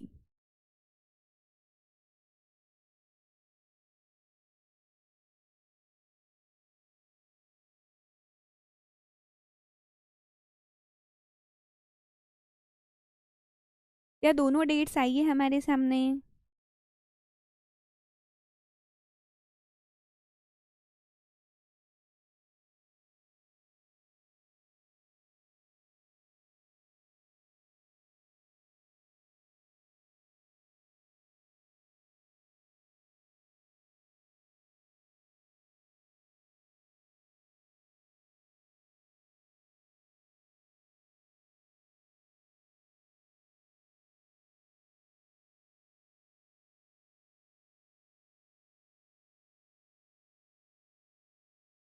क्या डन है?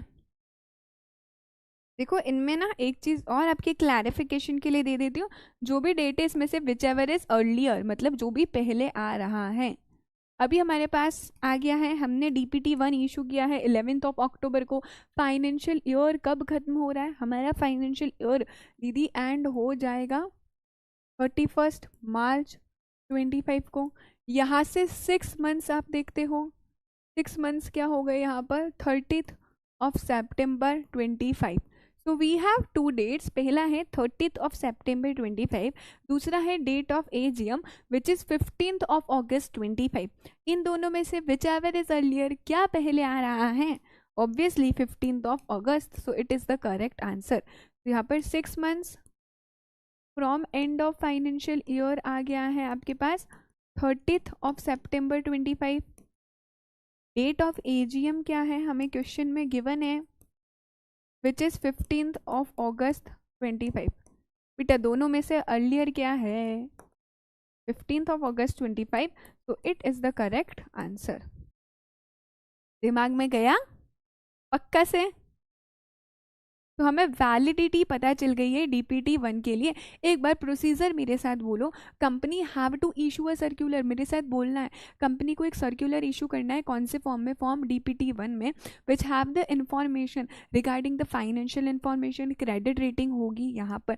एलिजिबल कंपनी को क्या करना है? एडवर्टीजमेंट इशू करना है, एक इंग्लिश न्यूज़पेपर में, एक वर्निकुलर न्यूज़पेपर में।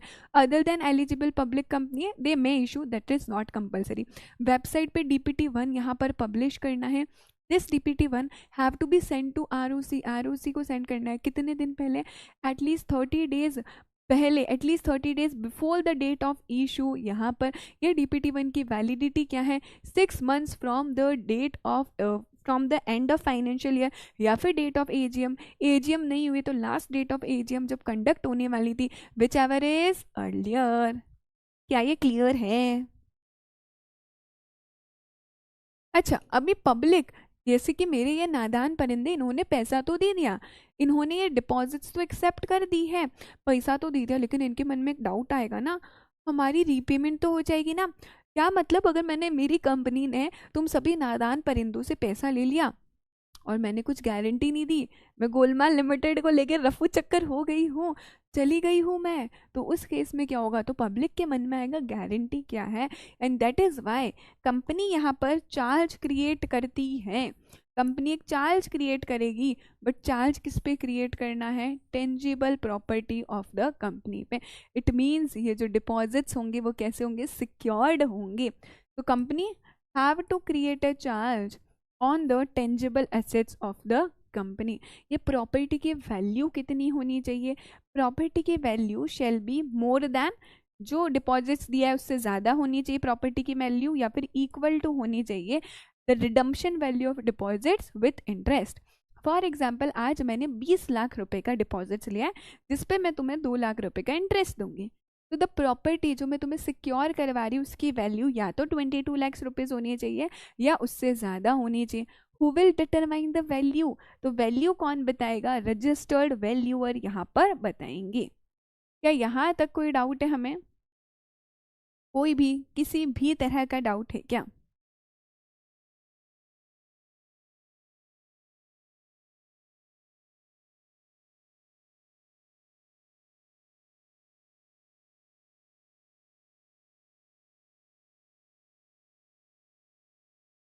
ठीक है, देखो अगर आपने डिपॉजिट्स पब्लिक से एक्सेप्ट किए हैं, ठीक है, I am giving you some sort of time बेटा, ताकि आप लोग अंदर हर एक कॉन्सेप्ट को अच्छे से डाइजेस्ट कर पाओ। ठीक है, अभी हम क्या देख रहे हैं? If you have accepted the deposits from public, it is compulsory कि आपको सिक्योर करवाना पड़ेगा उस डिपॉजिट्स को against some asset. So it is compulsory deposits को सिक्योर करना रहेगा।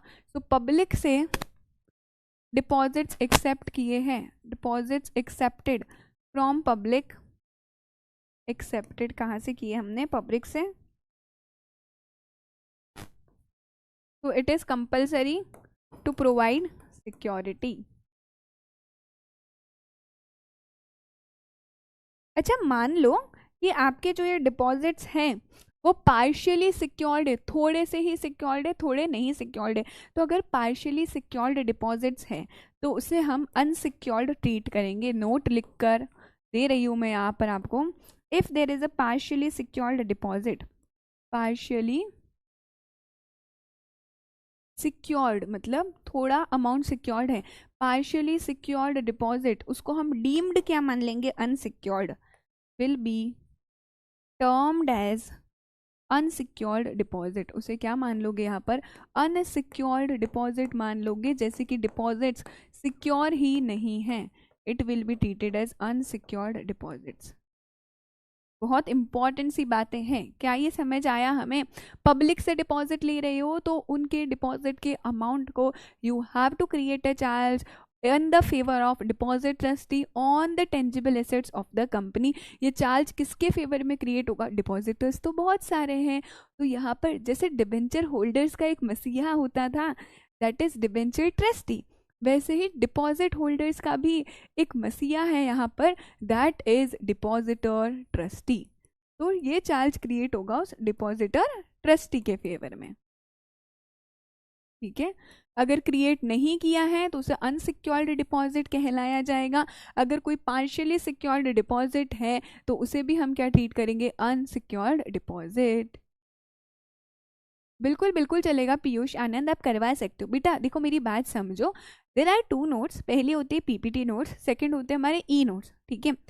मैं कुछ भी जो भी हैंड रिटन चार्ट्स आपको बनवाती हूँ, these are in addition to the PPT notes, e notes, so that आपके कॉन्सेप्ट ज़्यादा ईजियर हो जाएंगे, ज़्यादा सिंप्लीफाई वे में हो जाएंगे। अगर आप चाहते हो सिर्फ ई नोट से पढ़ना, डेफिनेटली पढ़ो, पर ये कुछ एडिशनल पॉइंट्स जो मैं क्लास में लिखवा रही हूँ हो सकता है वो ई नोट्स के अंदर नहीं होंगे।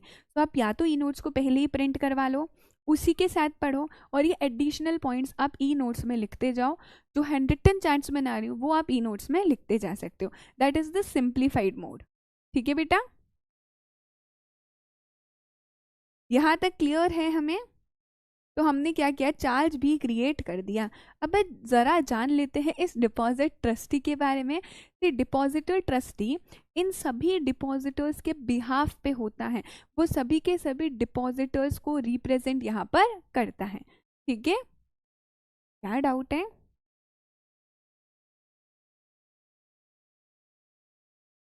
बेटा आर्यन एग्जाम्पल से ही तो समझाया वैलिडिटी वाला पॉइंट। सोल एडिट्स डिपॉजिट्स क्यों लेती है कंपनी, क्योंकि उसे पैसे की ज़रूरत होती है। So either the company can take the loans from the financial institution और बैंक्स, या फिर कंपनी पब्लिक से पैसा ले सकती है, उसे पैसे की ज़रूरत है इसलिए वो डिपॉजिट्स लेती है, ठीक है।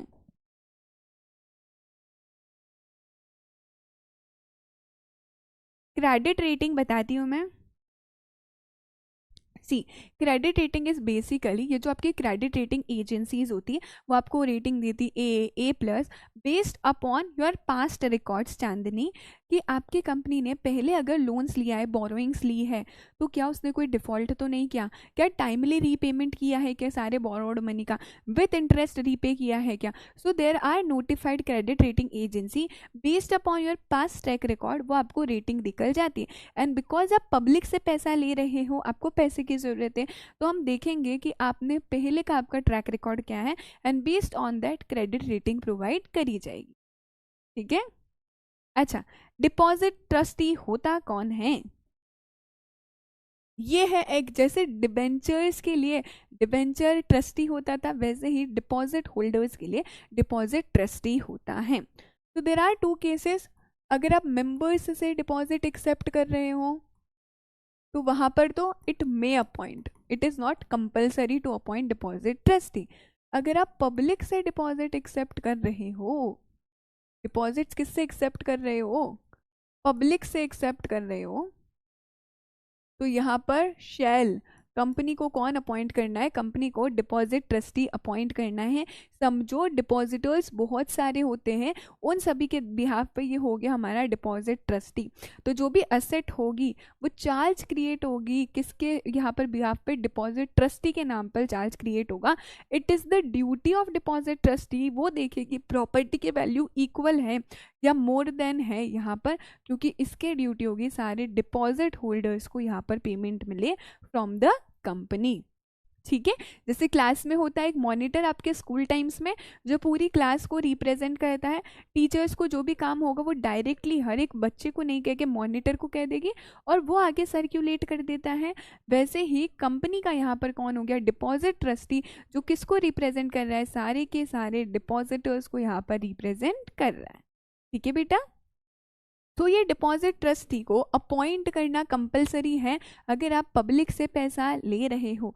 कब इसे अपॉइंट करना रहेगा, सर्कुलर इशू करने से पहले, यानी कि DPT-1 जो पब्लिक को इशू हो रहा है, DPT-1 जो पब्लिक को इशू हो रहा है उससे पहले आपको यहाँ पर डिपॉजिट ट्रस्टी को अपॉइंट करना है। So he shall be appointed before the issuance of circular, so that public को पता चले कौन डिपॉजिट ट्रस्टी है। इसका कंसेंट ले लेना है आपको। ठीक है। क्या एक से ज़्यादा डिपॉजिट ट्रस्टी हो सकते हैं? बिल्कुल हो सकते हैं। क्या इन्हें रिमूव कर सकते हो क्या इनकी टेन्योर से पहले? एग्जाम्पल, डिपॉजिट ट्रस्टी का जो टेन्योर है वो 2 साल का है, क्या आप उससे पहले इसको रिमूव कर सकते हो क्या? वैसे तो नहीं कर सकते हो, पर सारे के सारे यहाँ पर डायरेक्टर्स बोल रहा है, डिपॉजिट होल्डर्स बोल रहे हैं, तो उन सभी की कंसेंट से ये डिपॉजिट ट्रस्टी रिमूव हो सकता है। अपॉइंटमेंट से पहले इसकी रिटर्न कंसेंट ले लो, सर्कुलर में भी बता दो। याद आ रही है वो सारी चीज़ें, ये हमने डिबेंचर होल्डर्स में भी पढ़ी थी, डिबेंचर ट्रस्ट डीड में भी पढ़ी थी। अच्छा, ट्रस्ट डीड जो होगी उसका फॉर्म क्या होगा, DPT-2 होगा। ये ट्रस्ट डीड कंपनी इसके फेवर में एग्जीक्यूट करेगी, in the favour of deposit trustee. DPT-1 circular था, DPT-2 में ट्रस्ट डीड है।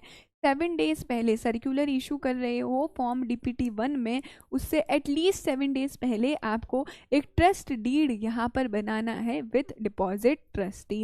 एंड लास्टली, ये पर्सन इंडिपेंडेंट होना चाहिए, इसका भी कंपनी से कोई रिश्ता नाता नहीं होना चाहिए। जैसे डिबेंचर ट्रस्टी में एक बड़ी सी लिस्ट देखी थी, क्या डिस्क्वालिफिकेशन है, वैसे ही ये डिपॉजिट ट्रस्टी भी इंडिपेंडेंट होना चाहिए। इसकी भी लिस्ट देखेंगे कि हमारा डिपॉजिट ट्रस्टी कैसा होना चाहिए, इसकी भी लिस्ट देखते हैं। क्या ये क्लियर है कि कब आपका डिपॉजिट ट्रस्टी की डिस्क्वालिफिकेशन होगी? डिपॉजिट ट्रस्टी कैसा होना चाहिए? डिस्क्वालिफिकेशंस, प्लीज राइट इट डाउन। ये कुछ चीज़ें हैं जो एडिशनल है, ठीक है। Disqualification of deposit trustee, make sure आप जिन भी नोट से पढ़ रहे हैं उसके अंदर इसे इंक्लूड करिए। डिस्क्वालिफिकेशंस ऑफ डिपॉजिट ट्रस्टी क्या है हमारे पास? ये जो डिपॉजिट ट्रस्टी है मतलब वो कंपनी से रिलेशन में नहीं होना चाहिए। We are going to see one by one क्या क्या डिस्क्वालिफिकेशन है। सबसे पहला तो ये डिपॉजिट ट्रस्टी डायरेक्टर नहीं होना चाहिए, ओके। KMP नहीं होना चाहिए, ऑफिसर नहीं होना चाहिए, एम्प्लॉयर नहीं होना चाहिए। किसका नहीं होना चाहिए? कंपनी का, एसोसिएट का, सब्सिडरी का या होल्डिंग का। तो हमने क्या देखा, कैश का, कैश का नहीं होना चाहिए, जिस कंपनी, एसोसिएट, सब्सिडरी या होल्डिंग।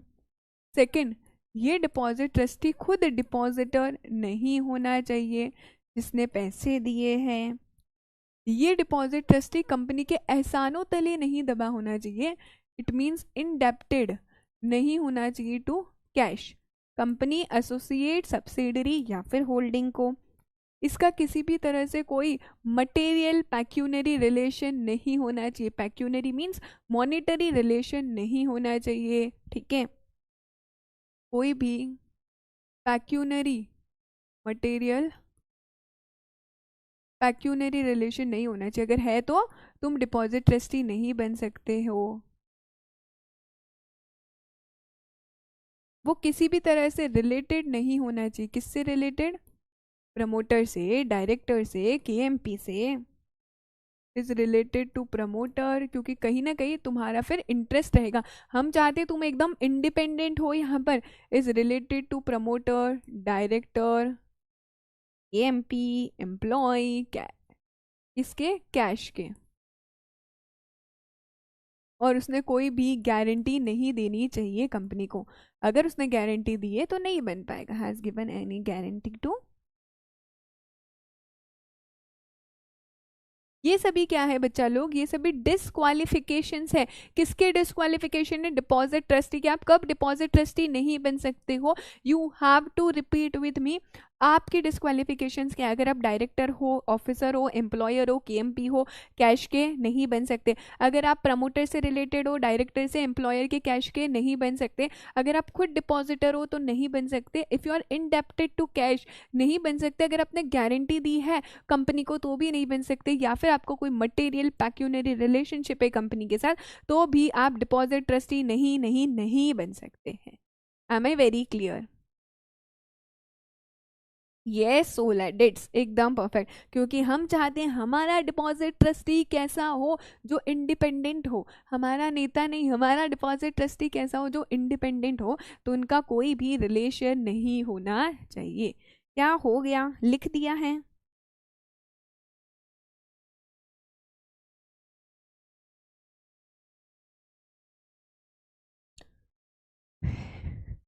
क्या हमने लिखा है इसे?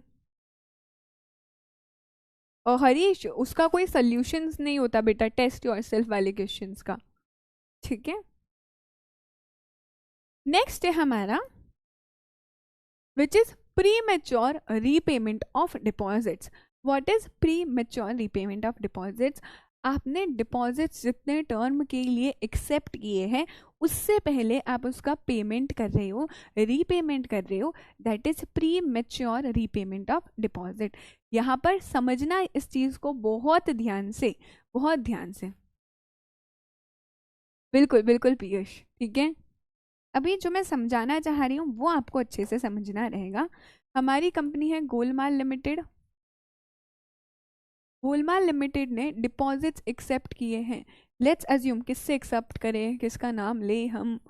उन्होंने यहाँ पर डिपॉजिट किससे एक्सेप्ट किए हैं? अज्यूम करते हैं हम डिपॉजिट्स एक्सेप्ट किए हैं यहाँ पर गौरव से, ठीक है। गौरव से डिपॉजिट एक्सेप्ट किए हैं। कितना डिपॉजिट का अमाउंट एक्सेप्ट किया है? 20 लाख रुपए, ठीक है। टर्म क्या है? कितने टर्म के लिए हमने गौरव को बोला था? 2 साल के लिए चाहिए, ठीक है। रेट ऑफ इंटरेस्ट भी डिसाइड हो गया था और गौरव ने अमाउंट दे दिया 20 लाख रुपीज। सब कुछ सही चल रहा है, एकदम परफेक्ट चल रहा है। गोलमाल लिमिटेड में गौरव ने डिपॉजिट्स दे दिया, रेट ऑफ इंटरेस्ट डिसाइडेड है और टर्म है 2 साल का। सब कुछ परफेक्ट है। लेकिन अब गौरव आता है, दौड़ा दौड़ा भागा भागा गौरव आता है यहाँ पर और आफ्टर 1 ईयर ही बोलता है, आफ्टर 1 ईयर गौरव बोलता है कि गोलमाल लिमिटेड, गोलमाल लिमिटेड मुझे मेरा पैसा चाहिए, मुझे मेरा डिपॉजिट दो, मुझे मेरा डिपॉजिट रीपे करो, ठीक है। गौरव आता और बोलता है, डिमांड करता है pre mature repayment of deposit, ठीक है। डिमांड क्या करता है? Repayment of deposit. ये गोलमाल लिमिटेड मुझे मेरा पैसा दो। तो गोलमाल लिमिटेड बोली कि अरे ओ गौरव, हमारी बात कितने टाइम के लिए हुई थी? हमारी बात तो 2 साल के लिए हुई थी, तुम 1 साल पहले क्यों आ गए? गौरव बोलेगा अरे ज़रूरत है, पैसा चाहिए, पैसा चाहिए। तो गोलमाल लिमिटेड बोलती है ठीक है, यहाँ पर हम मानेंगे आपका जो डिपॉजिट्स का टेन्योर फिक्स हुआ था, आप उससे पहले रीपेमेंट मांग रहे हो, आप उससे पहले रीपेमेंट मांग रहे हो, इसको हमने क्या नाम दिया है? अगर आप टाइम से पहले रीपेमेंट मांगते हो जिसे हम बोलेंगे प्री मेच्योर रीपेमेंट, क्योंकि बिफोर टाइम है ना, हमारा ड्यूरेशन तो 2 साल डिसाइड हुआ था, इट इज बिफोर टाइम, इसीलिए उसे बोला गया प्री मेच्योर रीपेमेंट। दिमाग में गया यहाँ तक, ठीक है। सो इसे हम बोलने वाले प्री मेच्योर रीपेमेंट। तो क्वेश्चन आता है क्या कंपनी, क्या ये Golmaal limited pre mature repayment कर सकती है क्या? गाइज एक काम करती हूँ, आप लोग आराम से चैट कर लो, आराम से पंचायती कर लो, when it's done just let me do so that I can continue, है ना, ठीक है। फिर बोलेंगे कि मैम हमें समझ नहीं आया, फिर से एक्सप्लेन कर दो, क्योंकि ध्यान ही नहीं है ना हमारा कॉन्सेप्ट में, ध्यान तो चैट में है, दूसरों के रिप्लाईज में है। मैं हमेशा कहती हूँ if you are doing any sort of पंचायती which is not related to the topic, तो आप तो डिस्टर्ब हो ही रहे, लेकिन साथ में बाकी बच्चे और मैं भी डिस्टर्ब होती हूँ, ठीक है। ये डिस्ट्रैक्शन बनता है। I hope I am very clear on this point, I don't need to repeat myself. आप छोटे बच्चे नहीं हो, आप CS एग्जीक्यूटिव स्टूडेंट्स हो, ठीक है। Soon you are going to do your internship, फिर आप प्रोफेशनल लोगे, आप CS बन जाओगे. So have some professionalism. तो द क्वेश्चन इज, क्या ये Golmaal limited premature repayment कर सकते हैं क्या? हाँ जी, ये टॉपिक जो हम पढ़ने वाले हैं यहाँ पर Golmaal limited premature repayment कर सकता है. क्वेश्चन आता है, दीदी क्या इंटरेस्ट मिलेगा? हाँ, इंटरेस्ट भी मिलेगा, लेकिन जो इंटरेस्ट का अमाउंट है, फॉर एग्जाम्पल हमारा रेट ऑफ इंटरेस्ट जो गौरव के साथ डिसाइड हुआ था, इट वॉज 5%. ठीक है, ये डिसाइड हुआ था. तो अभी यहाँ पर because that is pre mature repayment, यहाँ पर जो रेट ऑफ इंटरेस्ट है वो मिलेगा तो सही, पर जो भी अग्री हुआ था उसमें से हम माइनस कर लेंगे 1%. तो in this scenario what will it be? 5% minus 1%, उसको रीपेमेंट हो जाएगा एट द रेट ऑफ 4%. ठीक है, लेकिन एक क्वेश्चन यहाँ पर बोल दिया गया, आई होप यहाँ तक क्लियर है. Pre mature repayment of deposits हो सकता है, बिल्कुल हो सकता है. कंपनी प्री मैच्योर रीपे कर सकती है डिपॉजिट्स को. रेट ऑफ इंटरेस्ट क्या होगा? रेट ऑफ इंटरेस्ट जो भी अग्री किया है माइनस 1% हो जाएगा. लेकिन बोला गया कम से कम ध्यान रहे कि जो डिपॉजिट्स है वो 6 महीने के लिए तो एक्सेप्टेड होने ही चाहिए. आप 6 महीने से पहले प्री मैच्योर रीपेमेंट नहीं कर सकते हो. तो मिनिमम कंपनी देखेगी कि मिनिमम कितना है, मिनिमम 6 मंथ्स के लिए तो एक्सेप्ट करेंगे ही. तो मिनिमम अगर 6 महीने कंप्लीट हो गए हैं तो डिपॉजिट्स का प्री मैच्योर रीपेमेंट हो सकता है. ये पहली कंडीशन है. एंड दूसरी है, जो भी रेट ऑफ इंटरेस्ट अग्री करी है उसमें से माइनस 1%. ठीक है, तो here read it. Company repay कर सकती है डिपॉजिट का amount with interest before the maturity. Pre mature repayment allowed है, लेकिन 6 महीने से पहले नहीं. तो कम से कम 6 महीने तो निकल जाने चाहिए यहाँ पर. ठीक है, रेट ऑफ इंटरेस्ट कितना होगा? रेट अग्रीड माइनस 1% होगा. ये तीनों पॉइंट क्लियर है क्या? अच्छा, अभी एक बच्चे का डाउट है, ma'am what if deposits 3 months का ही हुआ तो बेटा समझने की कोशिश करना. जब आपने डिपॉजिट एक्सेप्ट किए होंगे eight that time the tenure was fixed, 3 महीने हैं. वो 3 महीने का प्रोविजन कब एप्लीकेबल होगा? जब आपका डिपॉजिट का जो अमाउंट है it is of maximum 10% of paid up share capital plus free reserve plus securities premium. बाकी सब में क्या बोला है? मिनिमम 6 महीने होना चाहिए. अगर यहाँ पर आप का जो डिपॉजिट का अमाउंट है, डिपॉजिट का जो टेन्योर है सिर्फ 3 महीने ही हुआ है, तो प्री मैच्योर रीपेमेंट नहीं हो सकता है. ओके सुभाषिश, तो अगर 3 महीने ही डिपॉजिट्स एक्सेप्ट किए हैं तो उस केस में प्री मैच्योर रीपेमेंट नहीं हो पाएगा. Am I very clear? Note करवा दूं. If deposits is accepted for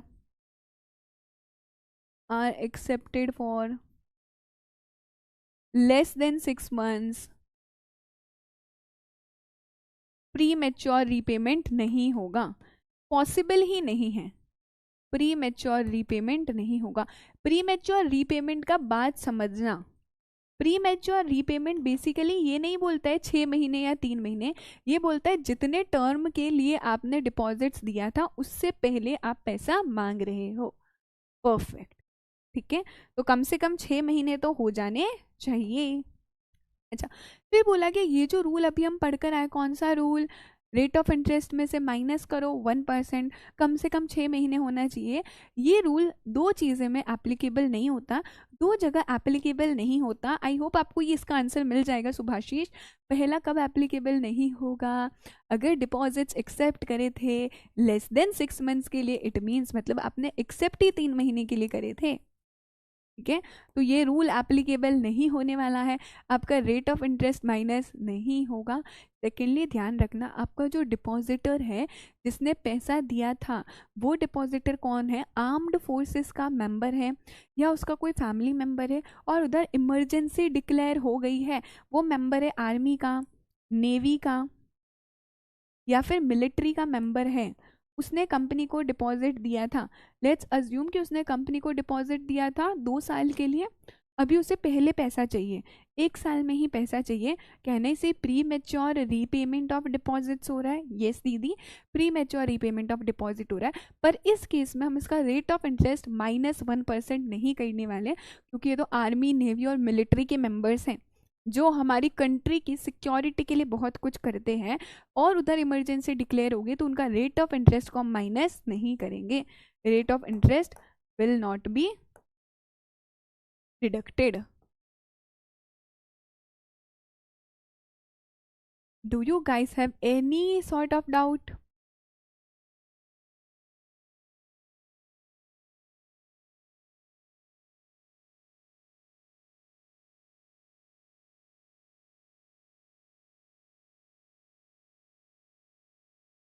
ठीक है, can I move to the next topic? तो the next topic is return of deposit. हर कंपनी को कंपलसरी एक रिटर्न ऑफ डिपॉजिट यहाँ पर फाइल करना रहेगा। अभी what is return of deposit? यहाँ पर company have to tell to ROC, ये रिटर्न ऑफ डिपॉजिट कंपनी को आरओसी के पास फाइल करना होता है और बताना होता है आपकी कंपनी में क्या डिपॉजिट्स है, क्या डिपॉजिट्स नहीं है। तो basically the company have to file this return of deposit to none other than हमारा आरओसी, रजिस्ट्रार ऑफ कंपनीज के पास। ये रिटर्न ऑफ डिपॉजिट का फॉर्म क्या है? रिटर्न ऑफ डिपॉजिट का फॉर्म है फॉर्म DPT3। आप चाहो तो सेक्शन लिस्ट में ये फॉर्म भी लिख सकते हो, फॉर्म DPT3। अच्छा, टाइम लिमिट क्या है, कब फाइल करना पड़ेगा? On or before 30th June every year, हर साल में 30th जून से पहले या 30th जून तक। मैम कंपनी में कोई डिपॉजिट्स चाहे हैं चाहे नहीं है, बट यहाँ पर आपको रिटर्न ऑफ डिपॉजिट फाइल करना पड़ेगा। रिटर्न ऑफ डिपॉजिट का फॉर्म होता है form DPT3, where you have to inform to ROC कि हमारी ये डिपॉजिट्स है या डिपॉजिट्स नहीं है। कंपलसरी फाइल करना है, whether you are eligible public company, private company, not eligible public company या एलिजिबल गवर्नमेंट कंपनी, आपको ये फाइल करना रहेगा कंपलसरी। ठीक है, अभी एक और टॉपिक हम करवा रहे हैं आपको, that is non applicability of this chapter. ये जो पूरा हमने डिपॉजिट्स पढ़ा है वो डिपॉजिट्स किसके ऊपर एप्लीकेबल नहीं होता है? Non applicability of this chapter, it means deposit and it's provisions, deposit and it's provisions rules किसके ऊपर एप्लीकेबल नहीं होते। वेरी इंपॉर्टेंट थिंग, क्योंकि आपको पूछ सकते हैं इसके ऊपर डिपॉजिट के प्रोविजंस एप्लीकेबल होंगे या फिर नहीं होंगे। ठीक है, सबसे पहला है बेटा हमारा नॉन बैंकिंग फाइनेंशियल कंपनीज। अगर नॉन बैंकिंग फाइनेंशियल कंपनीज है तो उस पर डिपॉजिट के प्रोविजन एप्लीकेबल नहीं होंगे। Known by, please right it down, आपको PPT नोट्स में तो मिल ही जाएंगे। सेकंड है housing finance company, housing finance company पे भी एप्लीकेबल नहीं होगा। थर्ड है हमारा बैंकिंग कंपनी, एंड लास्टली वो कंपनीज जो सेंट्रल गवर्नमेंट ने बताई है, such companies prescribed by central government in consultation with RBI, CG in consultation with RBI।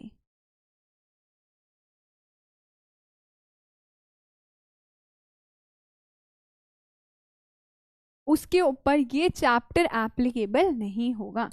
This is important और इस बात का भी ध्यान रखना है हमें।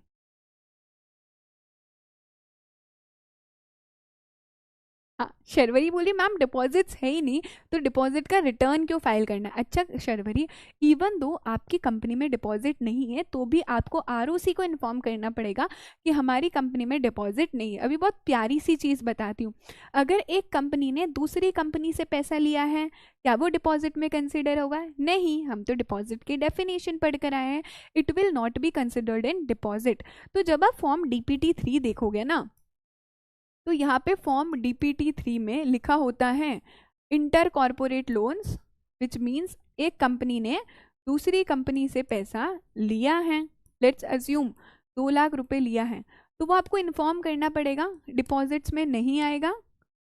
ठीक है, और ये चीज़ ROC को फाइल करनी रहेगी।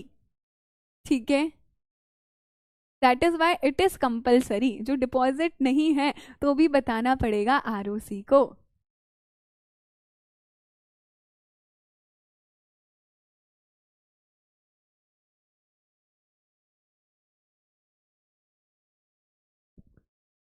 नहीं नहीं, प्री मेच्योर रीपेमेंट हो गया राज, तो फिर इंटरेस्ट क्यों देगी, है ना? आपने तो डिपॉजिट का पैसे ही दे दिया, तो काय का इंटरेस्ट? ठीक है, 6 मंथ से पहले कर ही नहीं सकती साहिल कंपनी। अगर डिपॉजिट 3 मंथ्स के लिए एक्सेप्ट हुए तो अलग केस है, अदरवाइज नहीं पॉसिबल है।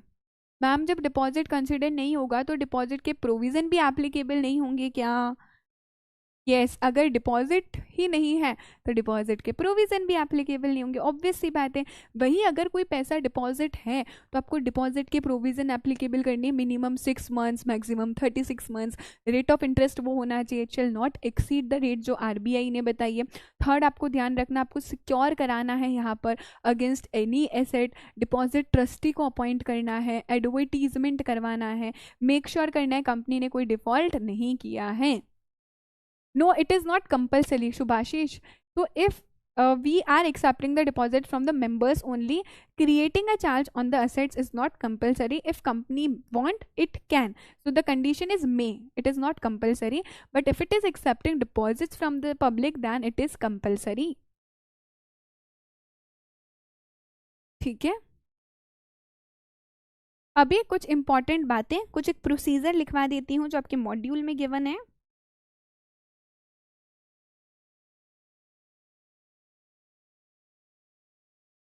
ठीक है, एक प्रोसीजर देख लो, जो भी हमने देखा है अभी तक उसका पूरा प्रोसीजर है, which is given in your module, which is terms and conditions for acceptance of deposit.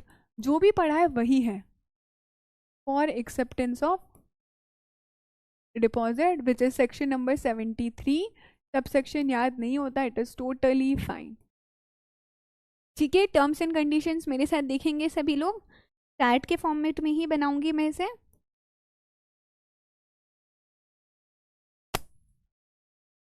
सबसे पहला क्या करेगी कंपनी, कंपनी को डिपॉजिट्स चाहिए, तो कंपनी क्या करेगी आपको मेरे साथ याद करना है। मैम कंपनी को डिपॉजिट चाहिए, सर्क्यूलर इशू करेगी। तो इशूएंस ऑफ सर्क्यूलर कौन से फॉर्म में, लिखते जाओ मेरे साथ, issue circular in form DPT1। DPT1 में वो क्या करेगी, सर्क्यूलर इशू कर देगी। सर्क्यूलर में क्या क्या चीज़ें बताएगी वो हमने देख लिया है। अच्छा, ये सर्क्यूलर की कॉपी आपको किसके पास फाइल करनी है, ROC के पास। कितने दिन पहले, 30 डेज पहले file a copy of circular to ROC। कितने दिन पहले, एटलीस्ट 30 डेज बिफोर इशुएंस। ठीक है, at least 30 days before issuance. Issue करेगी उससे एटलीस्ट 30 डेज पहले आपको कहाँ फाइल करना है, ROC के पास फाइल करना रहेगा। ओके मैम, नेक्स्ट पॉइंट पे जाते हैं हम लोग। अच्छा, आपकी कंपनी को क्या क्रिएट करना है फिर, जो भी डिपॉजिट्स नेक्स्ट ईयर रीपे हो रहे हैं उस अमाउंट के लिए आपको DRR क्रिएट करना रहेगा। So it is also a condition कि आपको DRR क्रिएट करना है। Create DRR on or before, किससे पहले, on or before 30th April, on or before 30th April of each year, on or before 30th April. कितना amount, 20% of the deposits maturing in, जो next following year में mature हो रहे हैं।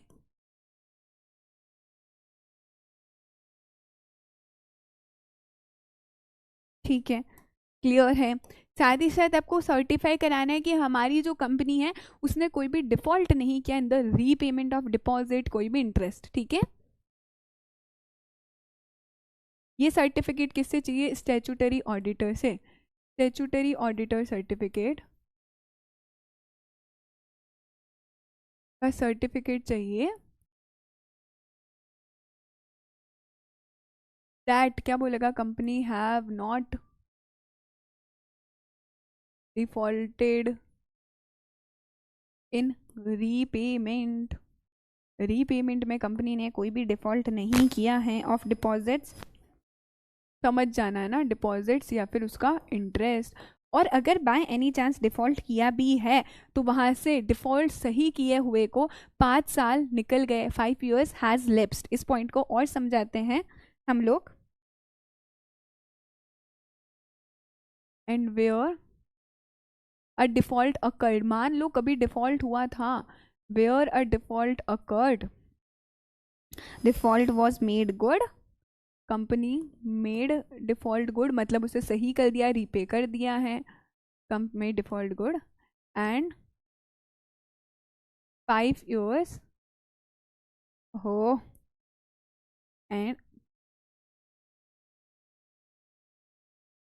And 5 years has lapsed. Has lapsed मतलब 5 साल वहां से निकल चुके हैं, 5 years has lapsed since default made good, since from that day। क्या ये समझा? मतलब मान लो आपकी कंपनी ने डिफॉल्ट किया था, डिपॉजिट्स के रीपेमेंट में डिफॉल्ट किया था। कब डिफॉल्ट किया था? लेट्स अज्यूम 2016 में कंपनी ने डिफॉल्ट किया है रीपेमेंट करने में, ठीक है, रीपेमेंट करने में कंपनी ने डिफॉल्ट किया है। 2017 में डिफॉल्ट मेड गुड, उन्होंने रीपे कर दिया है, डिफॉल्ट मेड गुड। तो डिफॉल्ट जब से सही हुआ है वैसे 5 years निकल जानी चाहिए। आफ्टर 5 years फिर वो डिपॉजिट एक्सेप्ट कर सकते हैं। तो 2018, 19, 20, 21, 22 5 साल निकल गए हैं। तो आफ्टर 5 years आराम से आप क्या करो, डिपॉजिट एक्सेप्ट करोगे, विच इज 2023 में।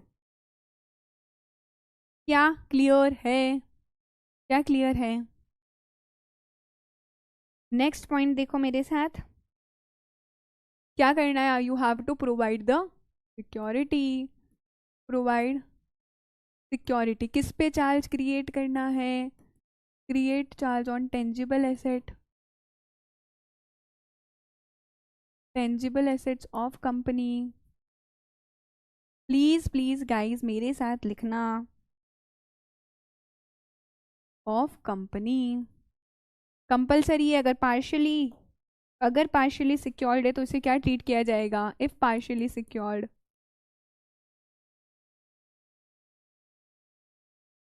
it will be treated as unsecured।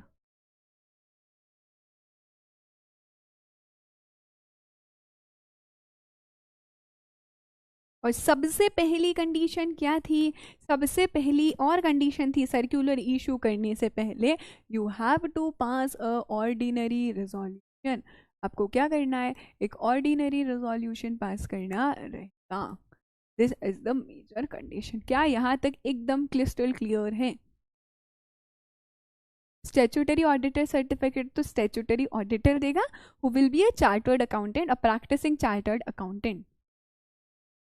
नहीं गौरव, जितनी बार बार रिवाइज करोगे ना it will be crystal clear. इसलिए चार्ट्स बनाओ, अगर कोई लिमिट्स है तो उसे बार बार रिवाइज करो, बार बार देखो, ठीक है? क्या कोई और डाउट है हमारे मन में? बहुत ही खुशी के साथ हमें कहना पड़ रहा है, this is the end of our chapter. ये हमारा चैप्टर हो चुका है खत्म। एंड अब बारी है हमारे तूफानी से रिवीजन के बारे में। हमारा चैप्टर का हो चुका है स्वाहा, बट प्रॉपर स्वाहा कब होगा? जब हम रिवाइज करेंगे एकदम धमाकेदार तरीके से। क्या रेडी हूँ? रिवाइज करवा लूँ सभी को? देखो प्यारा सा रिवीजन करने वाले हैं हम लोग। स्टार्ट करें क्या?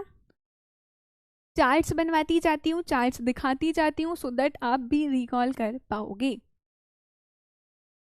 हमने डिपॉजिट्स देखा, डिपॉजिट्स कौन दे सकता है? मेंबर भी डिपॉजिट दे सकता है, पब्लिक भी डिपॉजिट दे सकता है, पर depending upon the type of company. Start कहाँ से किया था हमने? प्राइवेट कंपनी सिर्फ मेंबर्स से डिपॉजिट एक्सेप्ट कर सकती है, पब्लिक से डिपॉजिट एक्सेप्ट नहीं कर सकती। एलिजिबल पब्लिक कंपनी जिसका नेटवर्थ कितना है, 100 करोड़ या उससे ज़्यादा, या फिर टर्नओवर 500 करोड़ या उससे ज़्यादा है, तो वो पब्लिक से डिपॉजिट एक्सेप्ट कर सकती है। Not eligible public company public से डिपॉजिट एक्सेप्ट नहीं कर सकती है, उसे क्या माना जाएगा? प्राइवेट कंपनी माना जाएगा, उसी की तरह वो मेंबर से ही ले सकती है।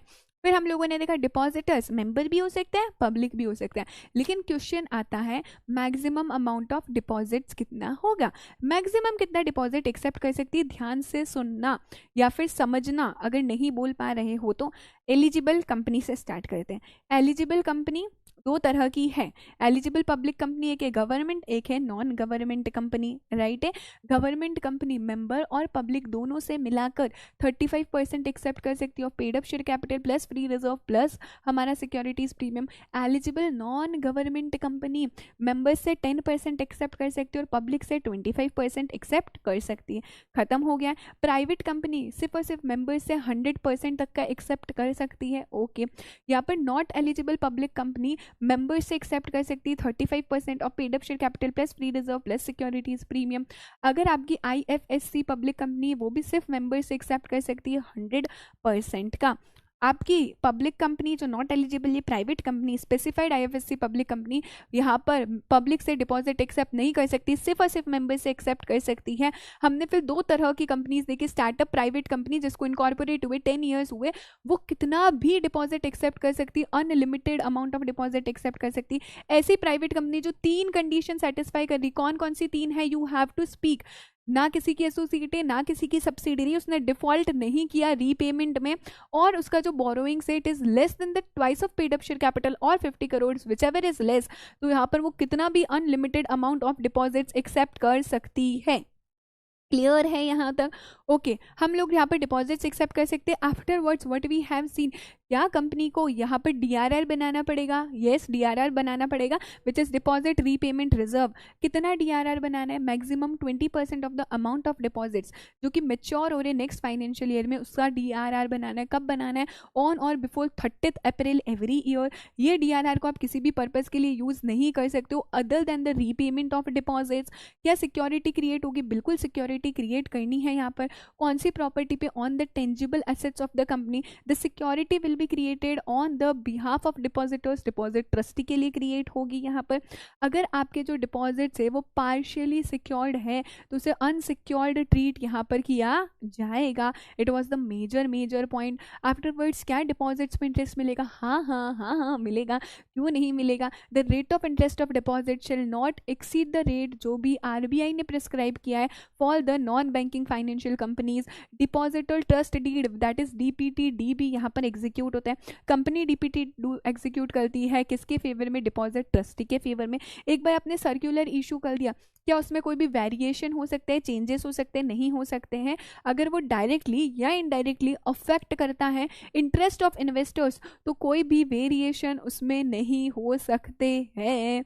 क्या ये क्लियर है? अच्छा डिपॉजिट ट्रस्टी को अपॉइंट करना कंपलसरी अगर पब्लिक से पैसा ले रहे हो तो, अदरवाइज वो कंपलसरी नहीं होता है। ये जो डिपॉजिट ट्रस्टी होगा एक भी हो सकता है, एक से ज़्यादा भी हो सकता है। ये डिपॉजिट ट्रस्टी एकदम इंडिपेंडेंट होना चाहिए। यहाँ पर आपको क्या करना है, डिपॉजिट ट्रस्ट डीड एग्जीक्यूट करनी बिफोर 7 डेज। सर्कुलर इशू करोगे उससे एटलीस्ट 7 डेज पहले आपको एग्जीक्यूट करनी है। रिटर्न कंसेंट लेनी है डिपॉजिट ट्रस्टी की।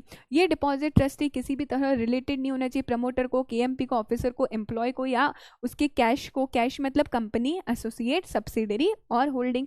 डिपॉजिट ट्रस्टी कैसा होना चाहिए, डायरेक्टर, KMP, एम्प्लॉयड नहीं होना चाहिए, कैश का यहाँ पर ऑफिसर भी नहीं होना चाहिए। डायरेक्ट अपना डिपॉजिट ट्रस्टी इंडेप्टेड नहीं होना चाहिए, कैश को डिपॉजिट ट्रस्टी ने कोई भी गारंटी नहीं देनी होनी चाहिए। डिपॉजिट ट्रस्टी का कोई भी मटेरियल पैक्यूनरी रिलेशनशिप नहीं होना चाहिए। तो फिर आप क्या बन सकते हो, आप डिपॉजिट ट्रस्टी बन सकते हो। डिपॉजिट्स कितने टाइम के लिए एक्सेप्ट कर सकते हो, मिनिमम 6 मंथ्स, मैक्सिमम 36 मंथ्स। क्या डिपॉजिट्स लेसर टेन्योर के लिए एक्सेप्ट कर सकते हो, which is lesser tenure, minimum 3 months. पर कंडीशन क्या है, अभी जो कंपनी ने डिपॉजिट्स एक्सेप्ट कर रखा है it should be 10% of paid up share capital plus free reserve plus securities premium. Here premature repayment हो सकता है क्या डिपॉजिट्स का, हो सकता है प्रीमेच्योर रीपेमेंट। प्रीमेच्योर रीपेमेंट मतलब जिस भी टर्म के लिए आपने डिपॉजिट एक्सेप्ट किया है उससे पहले आप रीपेमेंट कर रहे हो। सबसे पहली कंडीशन देंगे 6 महीने से पहले प्रीमेच्योर रीपेमेंट नहीं हो सकता है, कम से कम 6 महीने होने चाहिए। रेट ऑफ इंटरेस्ट जो भी अग्री किया उसमें से माइनस कर लेंगे, कितना 1% हम लोग यहाँ पर माइनस कर देंगे। ये रेट ऑफ इंटरेस्ट माइनस कब नहीं होगा, अगर डिपॉजिट ऑलरेडी 6 महीने से कम के लिए एक्सेप्ट किए थे, मीन्स 3 महीने के लिए एक्सेप्ट किए थे, या फिर आप डिपॉजिट किसको रीपेमेंट कर रहे हो, जो लोग आर्मी में है, नेवी में, मिलिट्री में, उनको डिपॉजिट्स रीपेमेंट कर रहे हो, तो यहाँ पर भी हम रेट ऑफ इंटरेस्ट माइनस नहीं करने वाले हैं। नेक्स्ट हम लोगों ने क्या देखा, फॉर्म DPT3 आपको फाइल करना पड़ेगा। फॉर्म DPT3 क्या बोलता है, which is return of deposit on or before 30 June every year. हर एक कंपनी को ROC के पास फाइल करना है, उसे इन्फॉर्म करना है डिपॉजिट्स है या फिर डिपॉजिट्स नहीं है। ये चैप्टर किसके ऊपर एप्लीकेबल नहीं होता है, non banking financial company, housing financial company, banking company या ऐसी कंपनी जो कि CG ने बताई है इन कंसल्टेशन विद RBI, उनके ऊपर भी एप्लीकेबल नहीं होता है। And that is the total स्वाहा ऑफ आवर चैप्टर। एक चीज ध्यान रखना, जो भी DPT1 आप सर्कुलर इशू कर रहे हो, पब्लिक को उससे एटलीस्ट 30 डेज पहले you have to file the DPT1 to the ROC। And that's it about our chapter my नादान परिंदो। तो हो चुका है हमारे चैप्टर का स्वाहा। मजा आ गया क्या? क्या फायर लगा दी, क्या क्या आग लगा दी हमने आज के लेक्चर में विद द तूफानी रिवीजन। एक बार बता दो जरा, क्या आग लगी क्या? फिर डिपॉजिट्स का वेटेज आपका 6 मार्क्स अप्रॉक्स का है। पैक्यूनरी रिलेशनशिप चांदनी मतलब मॉनिटरी रिलेशनशिप, पैसे का। ठीक है गाइस, देखो I am trying my level best कि मैं आपको पढ़ाते पढ़ाते भी रिवीजन कराती हूँ। क्लास के बाद तूफानी रिवीजन होता है, क्लास से पहले लास्ट लेक्चर का रिकैप होता है हमारा, तो हम डिटेल में अच्छे से रिवीजन करते हैं जो भी हमने 2 घंटे में पढ़ा। I will try to summarise that main points in 10 minutes. ये तूफानी रिवीजन अगर आप भी मेरे साथ करोगे तो ही ये ज़्यादा हेल्पफुल रहेगा। Thank you so much Subhashish, मज़ा आ गया। मेरे साथ बोलते हो ना, मेरा बस चले तो एक एक के घर पर आकर देखो तुम लोग बोलते हो या नहीं बोलते हो मेरे साथ। ठीक है, मज्जा आ गई। डेली लगाते हैं आग, साहिल ग्रेट। मैं नहीं बेटा, मेरे साथ आप सब भी आग लगाते हो। ठीक है, अगर आप रिवाइज करोगे तो मजा आ जाएगा। आग लगाएंगे और कंपनी लॉ में साथ में एग्जाम्शन लेकर आएंगे, साथ में क्लियर करेंगे, वो भी बहुत अच्छे मार्क्स से। ठीक है, thank you so much Subhashi for company law queen इस टाइटल के लिए। मजा आ गया। यस, चैप्टर की कहानी हो चुकी है खत्म। There is a one request जो मैं हमेशा करती हूँ, रिवाइज प्लीज। इस लेक्चर का तो रिवाइज करना ही है, साथ में पूरे चैप्टर को भी आपको यहाँ पर रिवाइज करना रहेगा। पूरा का पूरा चैप्टर रिवाइज करना है, तभी दिमाग में जाएगा। कोई लिमिट से तो चार्ट बना दो प्लीज। ई नोट्स के अंदर ये जो एक्स्ट्रा पॉइंट्स मैं हैंड रिटन लिखवाती हूँ उसे भी इंक्लूड करना, उसे भूलना मत। TPP सॉल्व करो, डेली प्रैक्टिस पेपर में आपके पास के क्वेश्चन ही होते हैं। ठीक है, बोलते हो, great, thank you soul edits. Piyush तो फिर बोलना है, नहीं बोल पाते ऐसे नहीं होता, यू हैव टू स्पीक। ठीक है, बोलना है, रिवाइज करना है। मजा आ गया, thank you so much Vineet, Sakshi, thank you Sahil for your birthday विशेष। चलो हाँ जी, तो shall we wrap up this session, क्या खत्म करें? मिलते हैं फिर हम लोग नेक्स्ट क्लास में जो कि SBIL की। Thank you so much Chandni, बिल्कुल रिवाइज करना है Zainab, thank you so much Sakshi. चलो, so let's wrap up this session. मिलते हैं SBIL की क्लास में। खूब खूब अच्छे से पढ़ना है आप लोगों को। You have to tell me how you are finding these lectures through your ratings, that is very important for us and that is it from my side. खूब खूब अच्छे से पढ़ो, just make yourself proud, make your parents proud, make me proud. Bye bye.